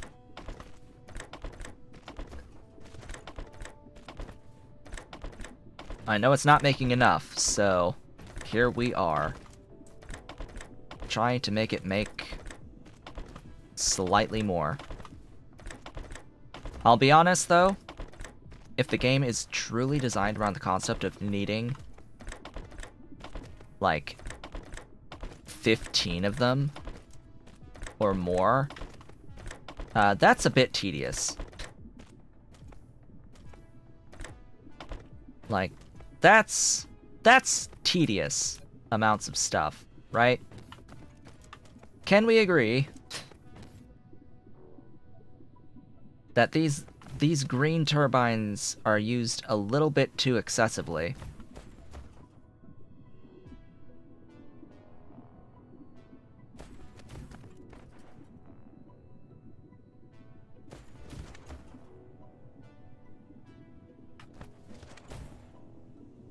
Because I think they're used a little bit too much.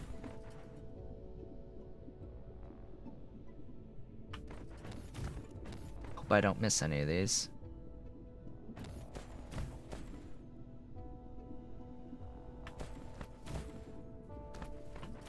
That is that. Okay, now I need to get this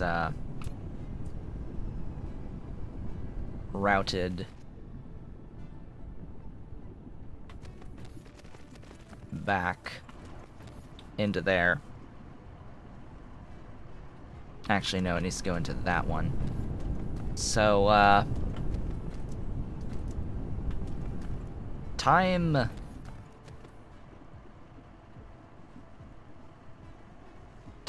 to elevate our life just a little bit. We need to get elevated.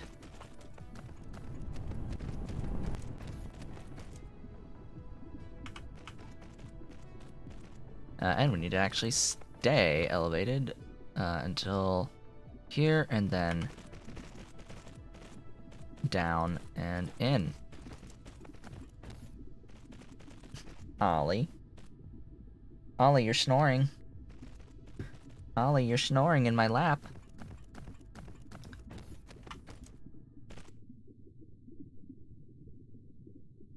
And now I have secured my stuff here to make these. We're good now, right? I should probably belt in the connection between the coils over here.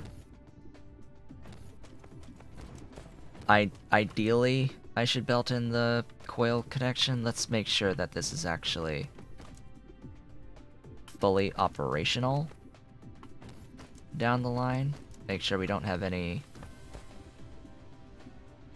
problems.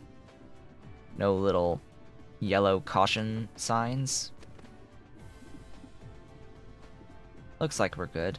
I may have miscalculated, actually, the amount of magnetic coils this uses.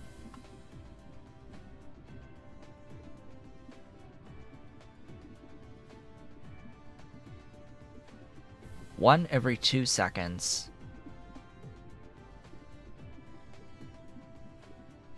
Yeah, I think I miscalculated the coil. So it's 1 every 2 seconds per building. Yep, I miscalculated. So it's 1 per second here, and then it's 1/2 of 1 per second here. Yeah, there is a calculator for Dyson Sphere Program. A couple, actually. There are multiple, so there's 10 there, and then we're only using 20. We're only using 20 coils, not 10. So we actually had a sufficient amount.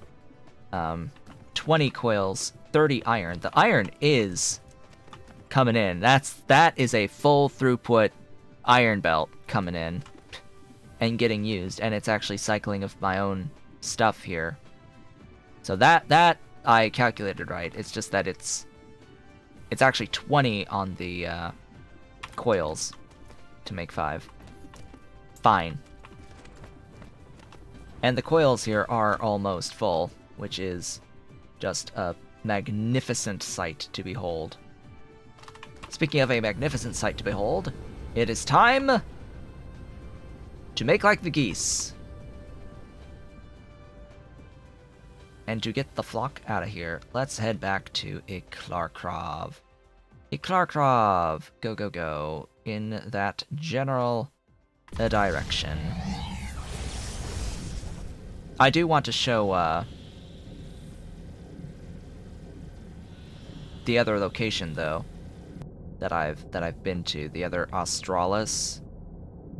Acellus Australis out that way. We're sort of going in the opposite direction of Acellus Australis, but hey.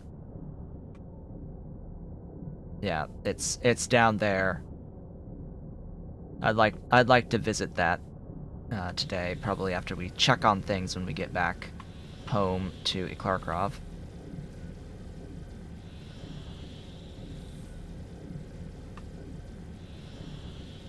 Because that location it just looks pretty. It looks very pretty, and it has my supply of graphene rolls, as it turns out, with the spiniforms there. I know I have spiniform stuff on the other planet as well, in the system we were just in.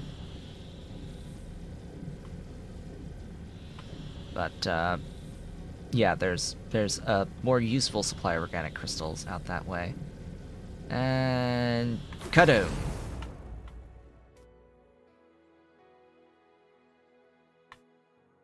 It's actually a lot easier to control when you stop than you might think. Come on, 2 grand. There you go.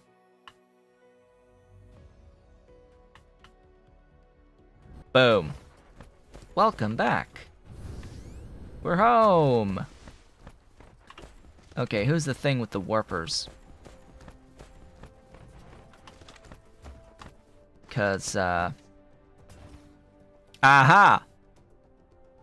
It's you. Yeah, caps lock to go in and out of warp.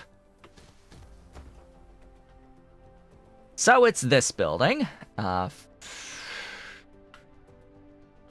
has the remote demand on the turbines.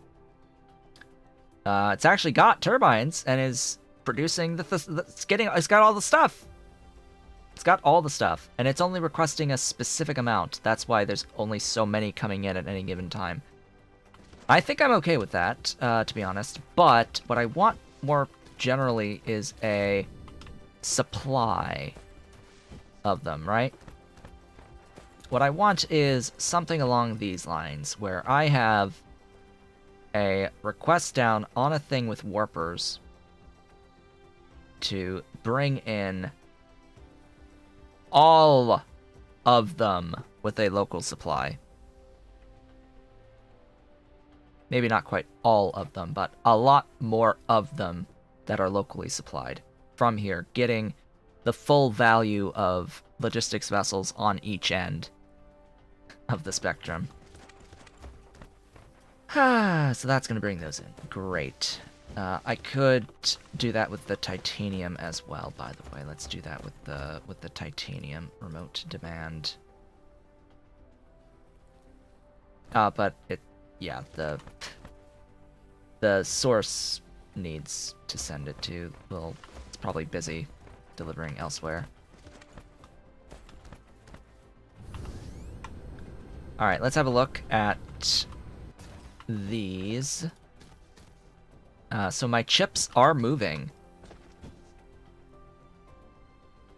My glorious chips are fully moving. My 1 per second of the quantum chips. Yay. That means my Casimirs are moving. Yeah. That's one of the reasons why I wanted those titanium crystals set up. And flowing. Let's see what the Dyson Sphere is looking like right now. Probably still just a ring. Aha!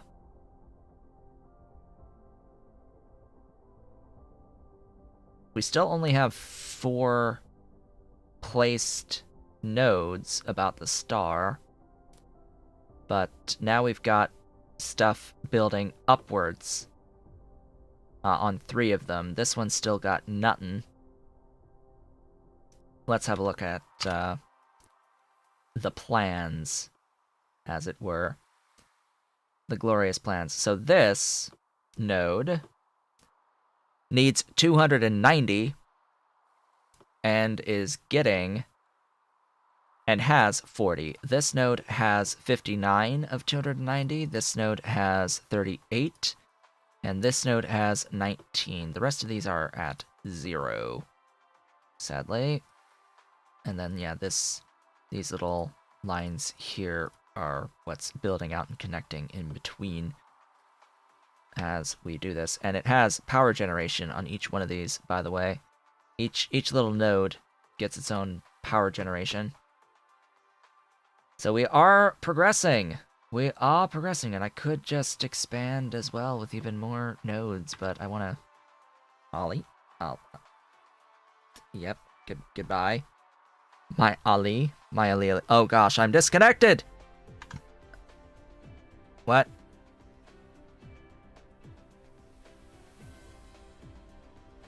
Skip frame. Frames! Frames! Computer! Computer! Computer. Computer. I am back. I am back. This is an instance where Streamlabs has not reported any drop frames, but there were drop frames, and it sort of knew there were drop frames. So that went very sluggish because my PC itself was struggling. I am disconnected, I just got back, yeah. So, my PC itself is starting to struggle, in all actuality, at my current streaming settings. So, I would not like to... Oh. Oh!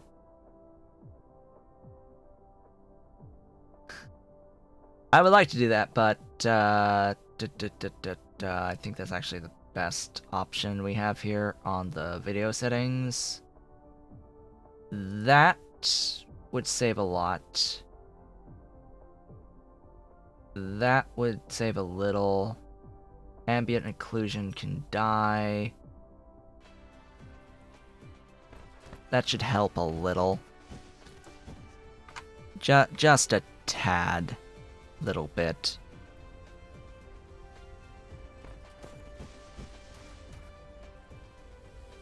I think we're okay now. I just need to look at my task manager. What does my task manager have to say? 88% GPU now. Before that, it was at 98%. Because that's a GPU load issue. Not a CPU load issue. G1080 Ti, how are you not enough to stream this game at max settings in 1080p 60 frames per second? How are you not good enough, 1080 Ti, to stream this game at 60 frames a second?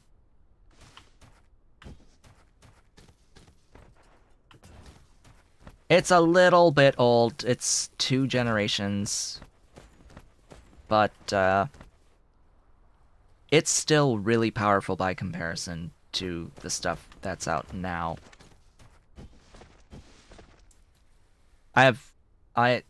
This is the tech. This is the tech. It's in the queue for the assembler. Well, at least those guys are launching. So let's have a look at what the holdup is at our dude. I mean, yeah, it's like, just let's be honest, the newest generations haven't really added that much overall power to GPUs. They haven't become a lot stronger. I mean, yes, they are, but an objective upgrade to what I have now would cost thousands of dollars, because it would either be like the most noticeable upgrade is a 3090 for me from a 1080 Ti. That's the most notable upgrade on a GPU. And that would be, I think it's 2x the power. The 3080 Ti, or even the 3080, it's not that big of a difference. It's not even, it's like 60%, 30 to 60% better than the 1080 Ti. I'm like, I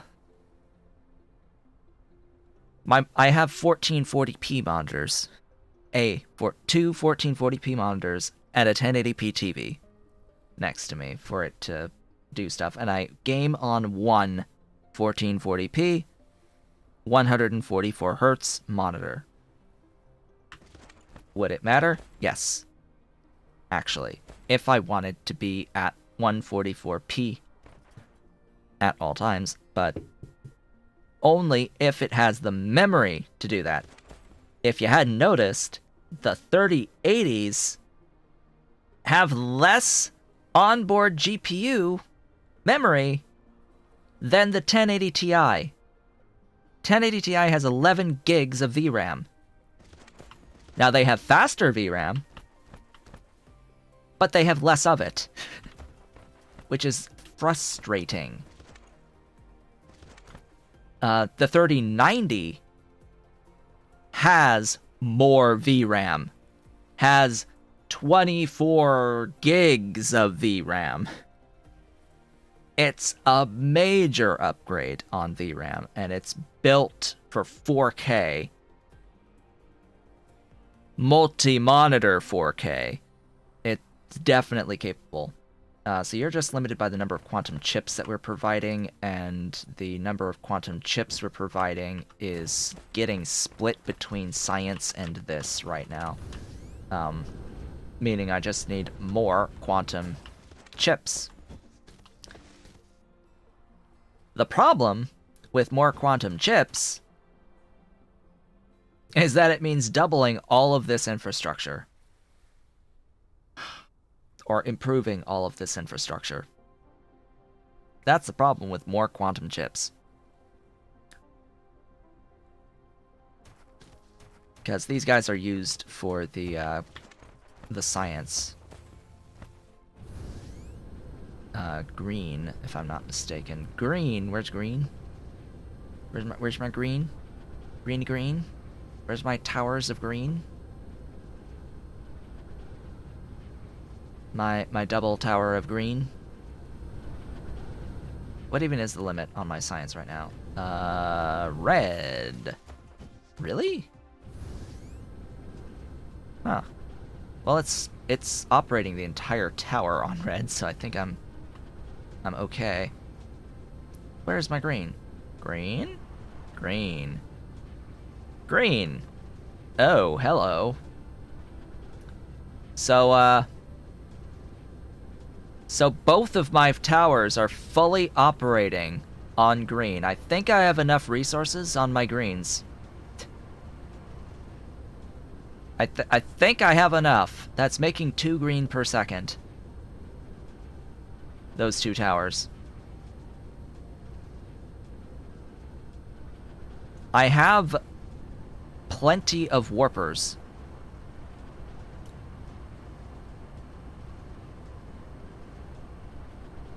So, yeah, I'm thinking that I'm going to split off the quantum chips.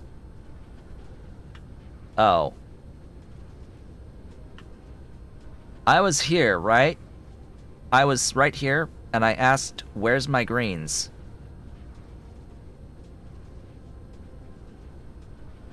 There they are.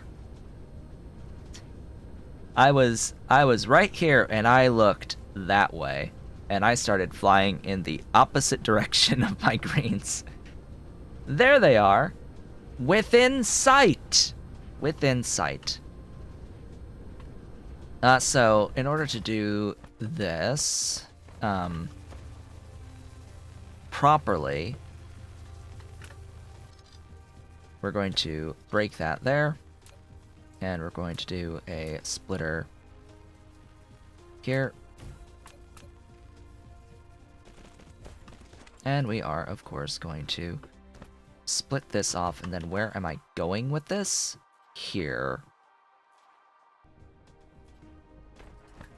So we're going this way and up.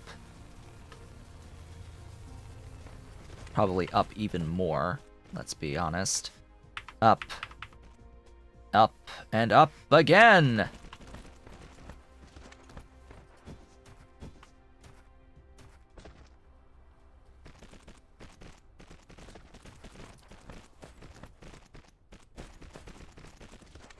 And then I'll have to, you know, get rid of the request at the system.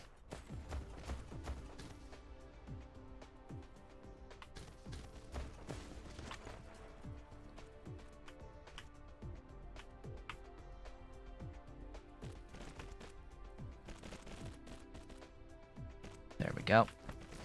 Hey, place all that. Place all that! You've missed spots. Go, go.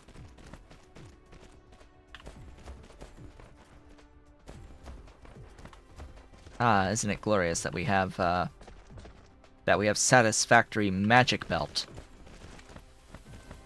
that floats without supports in the air.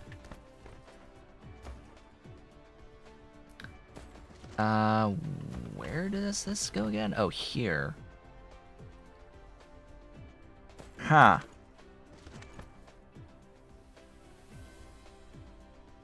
Well, alrighty then.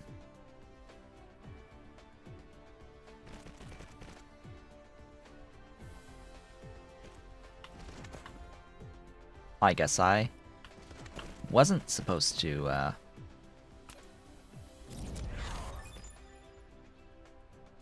Oh, I got tech. I wasn't supposed to bring it all the way down. Oh well. Welcome, stuff. Meow. Clear. Because I don't really need any more of these. Meow. Where's Dolly? Where is she? There she is. Peppa? Come on, my girl. Come on. Aw. You're running? You're running away from me? She's learning that I'm picking her up to show to people. So, she knows that when I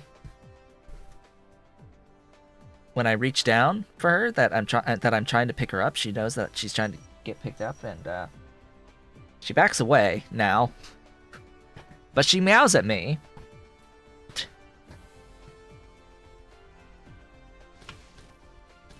Yes, the launcher is launching. Huzzah! The launcher is launching. Why, hello. Hello, my dolly. How's a baby? How's my dolly as I hit my light that's off above me? Now the question is, if this is operating at full bore, which it looks like it is for the moment. I did build this at like ratio, right? Pretty sure. Power. Yeah, so power. Meow. Meow. Da-da-da, there's the dolly. Why, hello. Hello, my dolly. That's a pretty girl. Yes, it is. That's my pretty girl. How's the baby? How's the baby? Yeah, she's a pretty girl. She's a pretty girl. Yes, she is. Yes, she is. She's pretty. She's pretty. Yeah, she's pretty. Okay, I need to address this situation with the power. Dolly, that's the power cord to my light. Don't hang on my TV. Thanks. Don't like claw yourself to pull yourself up on the ledge of my TV. Like that's just rude. Rude of you. Alright, what the heck am I gonna do for power? Yeah, you murr off.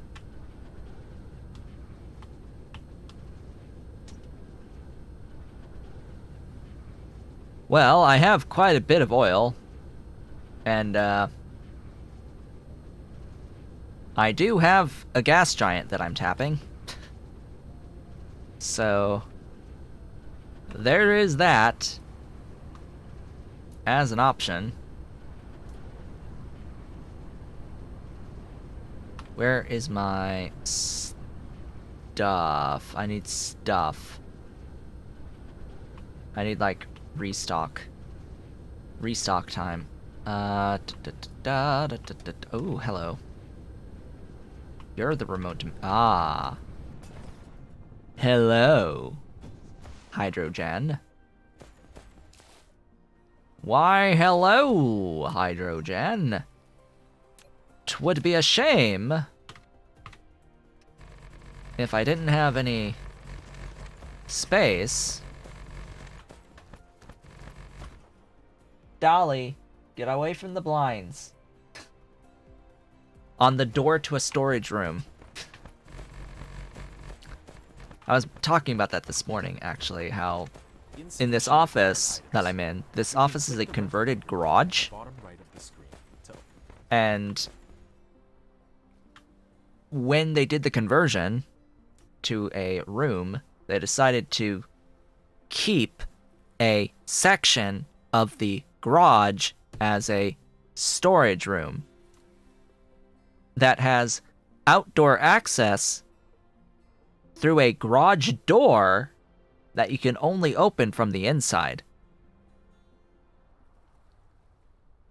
And because it's not a completely weatherproof seal, the door into that storage room is technically a weatherized door that's supposed to be like a front door, or side door in this case, to go in and out, with like a lock and all that on it. So this door has a window on it that has blinds over the window section. This door that leads to a storage room. Or just like a closet that you just open and it's space, cold, not finished, as in there's no heating, air conditioning into that room, and there's no lighting in that part of the room. And we are using it for storage. There's also, right next to me, a giant closet with a double sliding door. But what Dolly likes to do, because there happens to be a lot of boxes right now that we haven't cleared out from my grandmother's house, she's climbing on top of these boxes and on top of a bookcase to get to the Venetian blinds to, like, paw at the blinds. Because for whatever reason, this cat likes to play with blinds.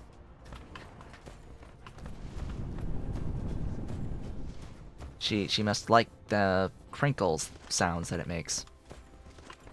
Anyway, I was here because there's, like, foundation, like, right here. And I can just grab more foundation whenever I want. And I happen to have, like, 1.36 million soil to just clean this up. And give myself a nice humongo line with which I can draw a double thermal power station setup. You know?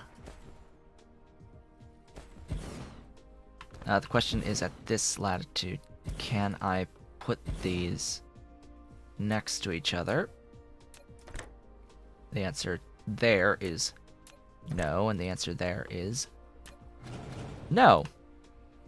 Great.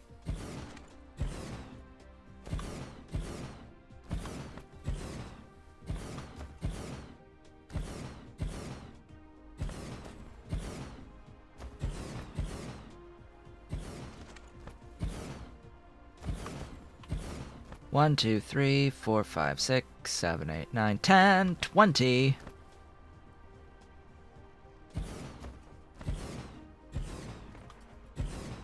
Three, 4, 5, 6, 7, 8. Congratulations on picking up the game.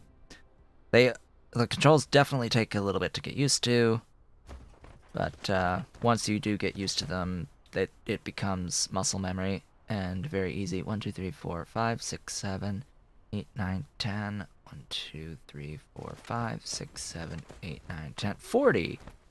Yay. I could do more, but I'm not going to. I actually need to pick up additional sorters from my little quad mall area, wherever that is. Hey, mall, where the bleep are you? There you are. Why, hello.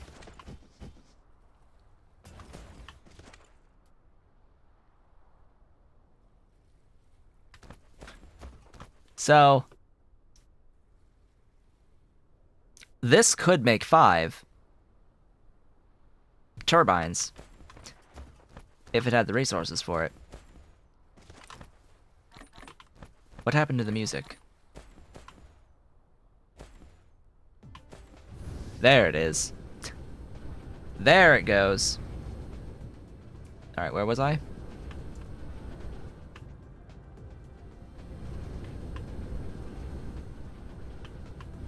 No, seriously, where was I? Here, right here. Ah, yes.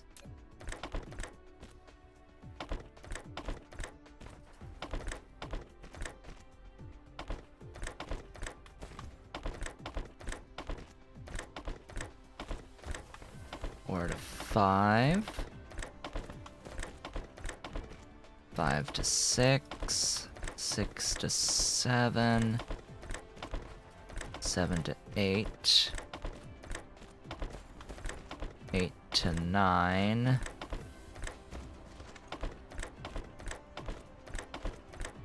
9 to 10. Alright, from here it's just 1.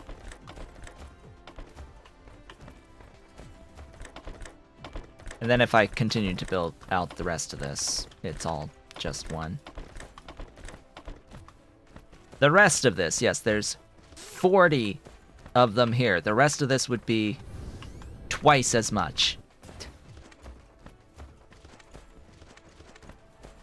Yeah. Yeah, it's a few. 'Tis but a few.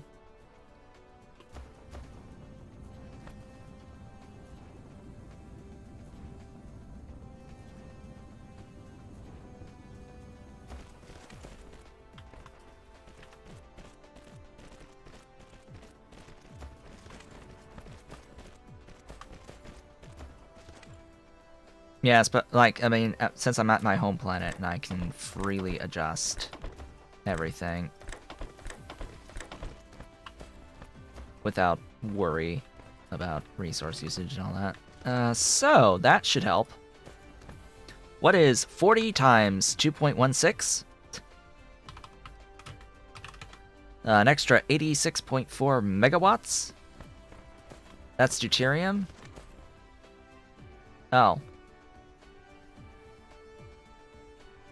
Oh.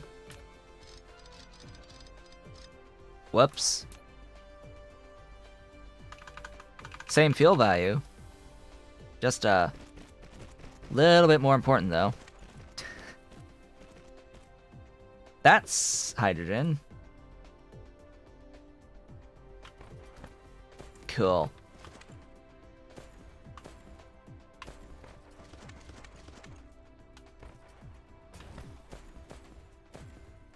There we go. You're on a... Yeah, you're no vein. Goodbye. Goodbye, Mr. No Vein.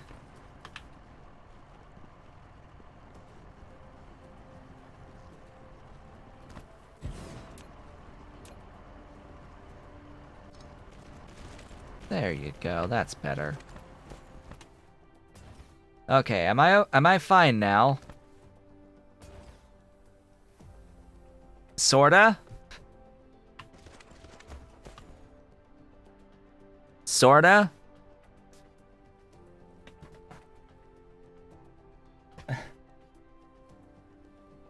So it would seem as if the number that I added happened to be just barely enough, and it's now able to charge accumulators. It's charging accumulators now. And it's sort of cycling back and forth, so just barely. How is the Dyson Sphere? Great question. How is that ring structure doing? How many thingies have we launched out here? Oh, there's one being delivered to that. We have a couple sections left and right on here.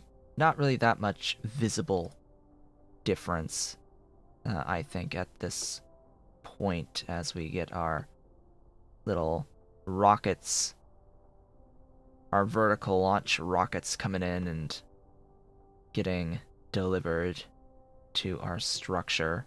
There's another one there. One more node added. No, there's been 4. There's always been 4. For whatever reason. Maybe it can only do 4 at a time with the singular vertical launch thingy. So, this is very slow, as you can probably tell. I need to go to my actual vertical launcher, which is somewhere. Which is somewhere over here. There it is. Because, as it turns out, this vertical launcher isn't fast enough for the output of one assembling machine Mark II, meaning we need more vertical launch silos. The issue with more vertical launch silos is that they are 18 megawatts of power each.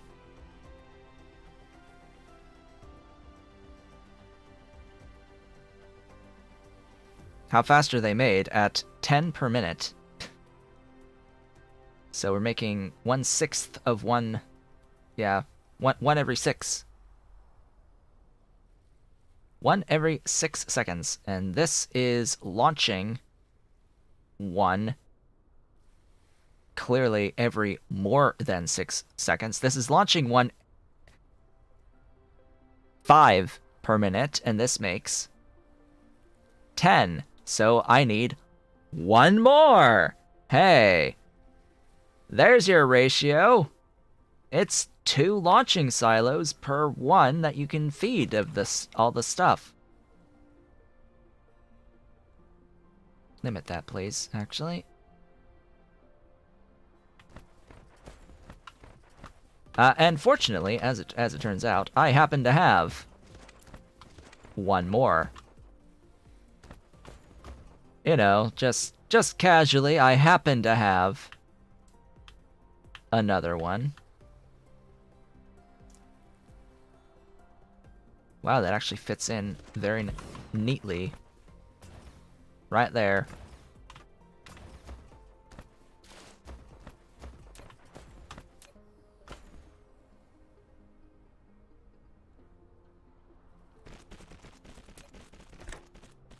Come on.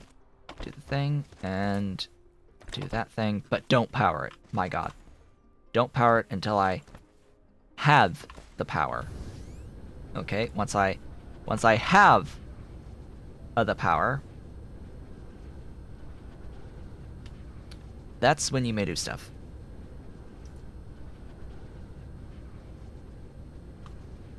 I am thinking about actually...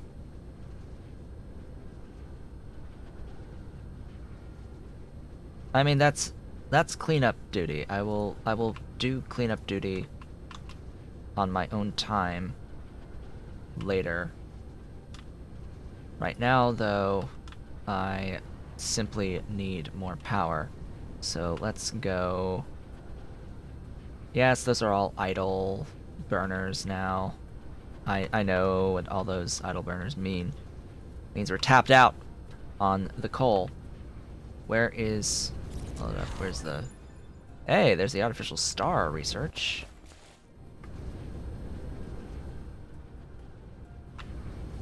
You would think I would be able to find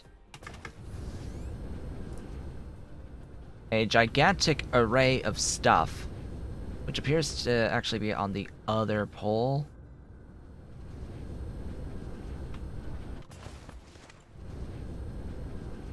I thought it was near a pole anyway.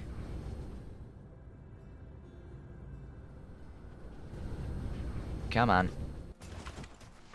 Don't you love it when the game just goes upside down on you? There it is. See, I knew it was near a pole. Well, I guess I need more, huh?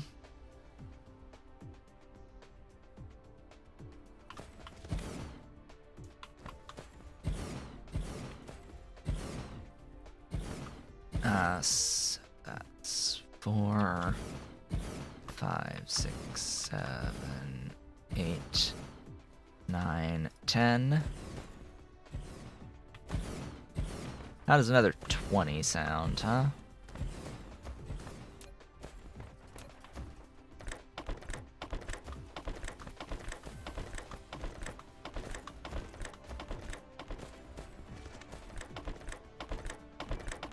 Always make more than what you need.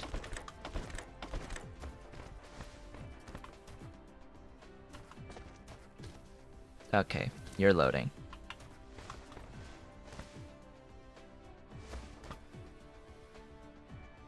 Now, the difference between generation capacity and consumption demand, that's more than 18.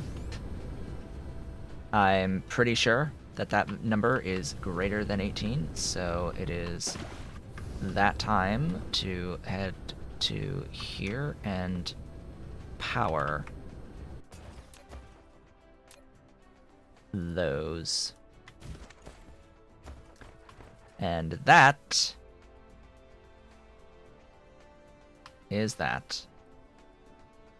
We now have doubled the rate at which we make our Dyson Sphere. Permanent structure. We have doubled the permanent... Oh, it's bigger. Hello. Hello, node. You are bigger now. It's getting bigger. Yeah. So, this is all well and good, but there is a point to all this. To actually making the thing, and that is that we need to get Antimatter. Receive the photons and such. But we'll do that next time. That's gonna do its thing. We're gonna be launching dudes 10 per minute out to all of these, and eventually it'll form its grid. Just the game has to run for a bit. We are going to take a detour because the last thing I want to do today is exactly what I had said that I wanted to do, and that is show you the place I have now built a little bit more infrastructure at Ocellus Australis. Yeah, the rockets going in are great. We're heading out to Ocellus Australis out here. This is, yeah, there's plenty of fuel to get out there in one trip. It's enough. I've done this in one. Plenty of, a couple of times now. So it's fine. I know that it's fine. That we can get there in one round of our fuel. Speaking of our fuel, top that off.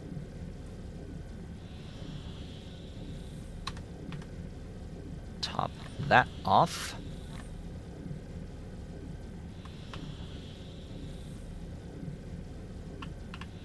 Also, you can change direction while in warp, by the way.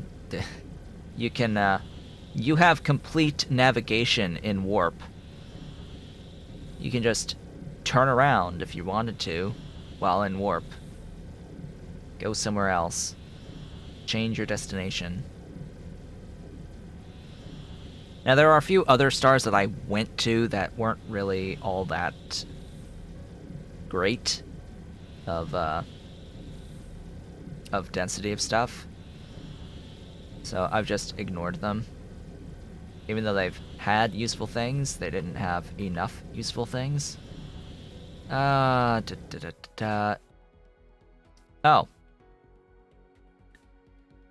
I had just enough. See? It's just enough. And we're going to Australis 3. So this system, so we are aware, no gas giant. This system on 1 is actually a horizontal rotation planet. It's tilted 77 degrees and 11 minutes. Axial inclination. So this planet rotates sideways. Ain't that lovely? It is the planet with a sulfuric acid ocean in this system. And it's got 35 million titanium. It's just loads of iron and copper and titanium on this planet.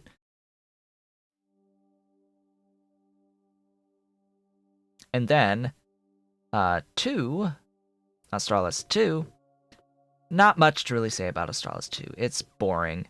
It's a boring Gobi planet. It's got lots of silicon and lots of copper.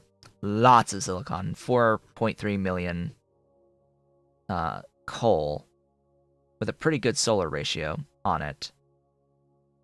1 also has a pretty good solar ratio. 3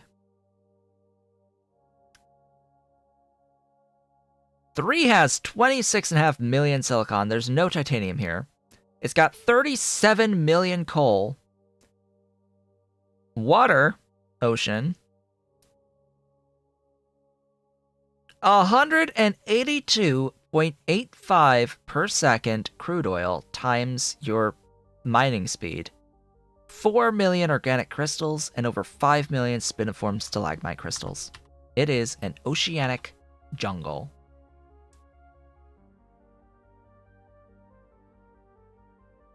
No lack of energy there. Yep. We've got infinite energy. Infinite. So that's why we're heading out to Australis 3 right now. At full speed ahead. Let's get there so we can have a look. Because this is a very beautiful design for a planet. This oceanic jungle. Or whatever the heck it's called. Yeah, oceanic jungle. And there's an organic crystal delivery going out. Goodbye! as it goes off to warp.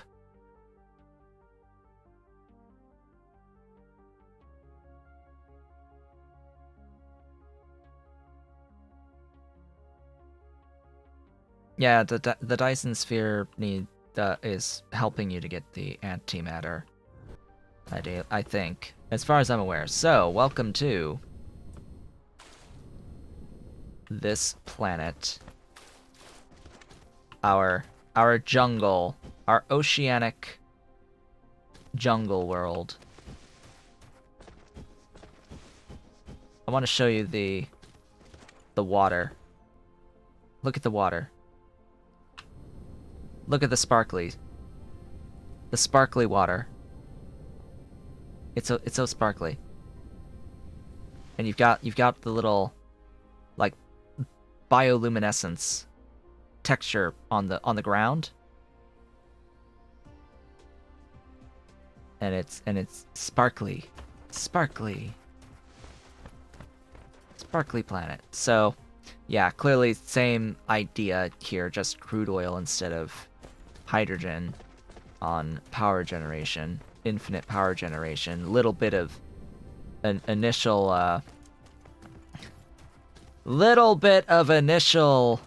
base building, because when I got out here, I may or may not have realized that I wasn't carrying around any thermal power stations, nor the resources to make them when I got out here initially. So I was like, whoops. I don't have a way of actually getting power. I came out here with 40 orbital collectors with no gas giant here. Yeah. So this is the organic crystal vein. It is simply a green crystalline type of ore that is on the ground, just green. You mine it directly, mining drills. It's glorious. Glorious and beautiful. And then over here, and that is the one and only one of those veins that's on this planet. And then over here we have the glorious, beautiful, spiniform stalagmite crystals. These look very pretty, these spiniforms. And they get mined as normal, but they're processed in chemical plants into carbon nanotubes. It's just direct, one-to-one, well, not one-to-one, but, well, actually, yes, one-to-one in these, so 2 into 2. And a whole bunch of them, for the amount of stuff that I'm mining, for as many as I have of the crystals in the crystal vein, 2.5 mil, and over here 4 mil organic crystals just hanging out. So that is what this whole thing is for. This whole system is for. The whole purpose of this is just those rare resources, and that's it, because we have more consistent supplies that are a bit closer of the other stuff. Back to a Klarkrov once my power has filled up. Yes, we are charging. We are charging. We're aiming and we're charging. Why does that say target distance 2308 light years? I'm pointing at a Klarkrov. There's the 17.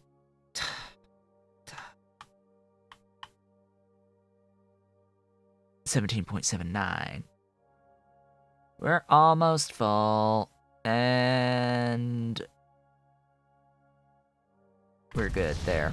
Go!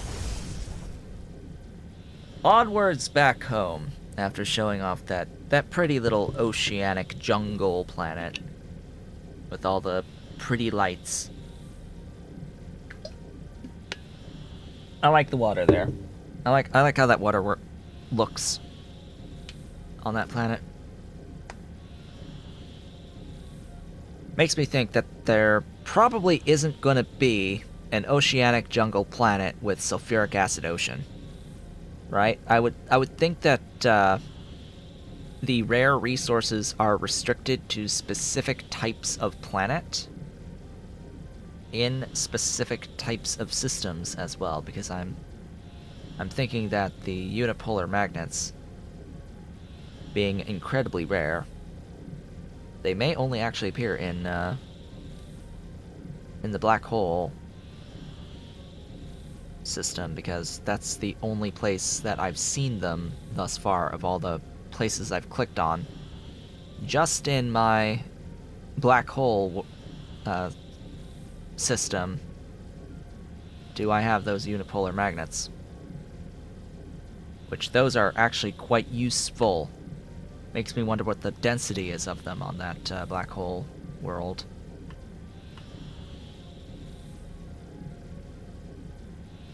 You want to go to the black hole tomorrow? We'll see. Always a possibility. Where's a Clarkrov 3? Oh, I'm out of. And we're out of power. Just enough on a full thing to make it home. Within a few AU of being home anyway. Just gotta speed up. We can get a good view of our Dyson Sphere.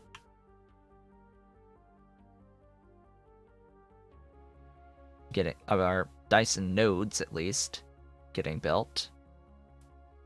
The nodes are growing. It's not exactly going to be a sphere yet, but it's growing. And then hopefully once there is a 4-sided rectangle built, it'll start pulling in the stuff. Or even, like, I want it to just start pulling in the existing solar sails, right? I just want to see it start pulling them in.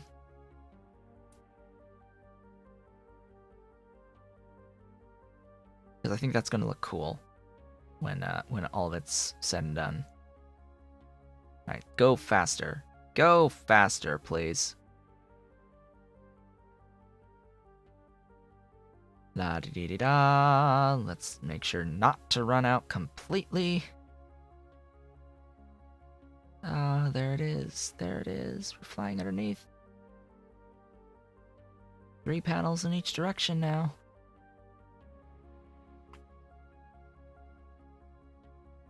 Maximum speed! Boom. We've arrived. And now, with all of that done,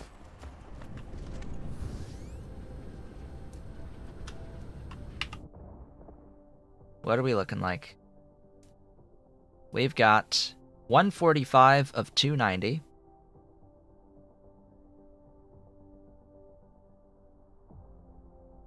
That's half, right? That's that's half. So this one's at 99 of 290, and this one is at 98 of 290 and 49 of 290. Now each of these other nodes, we've got 230s on all of these other ones, but it's going to be 290 on everything equatorially. And it's going to build this in phases, ideally. Looking forward to when it is going to have all that stuff done. But with that, folks, it is time to end off the stream for the day today.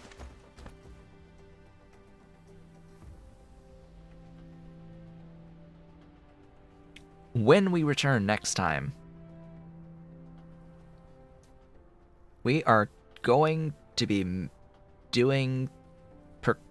progressing into antimatter and universe cubes. Oh, universal matrices. And seeing what that does for us, ideally, because of course I'm gonna keep playing a little bit as we go along here, let the game run and scale a little bit more. But I mean, 44 44 hours. So we are, like, around that range the developer said that you could get through the game, right? They said it was like 50 hours to do the thing. But, yeah. It's, we're actually entering the end game at this point. We're like end game now, right? But, yeah, we'll reserve that for our next stream. With that, I would like to thank you all for watching. This has been a Talking Show, but if you've enjoyed today's stream, please be sure to do all of the social and engagement stuff below the video. Leave a like, leave a comment, subscribe if you have not subscribed, hit the notification bell, become an Erudite Otaku member of the channel by hitting the great big blue join button. And of course, you could always support me on Patreon at patreon.com/talkingshow, but if you're so inclined and able, I will, of course, be back with this game tomorrow afternoon at the same time. I will be streaming Factorio in the morning. And of course, the next day, being a Friday, only the Autonaut stream in the morning on that day. I will see you all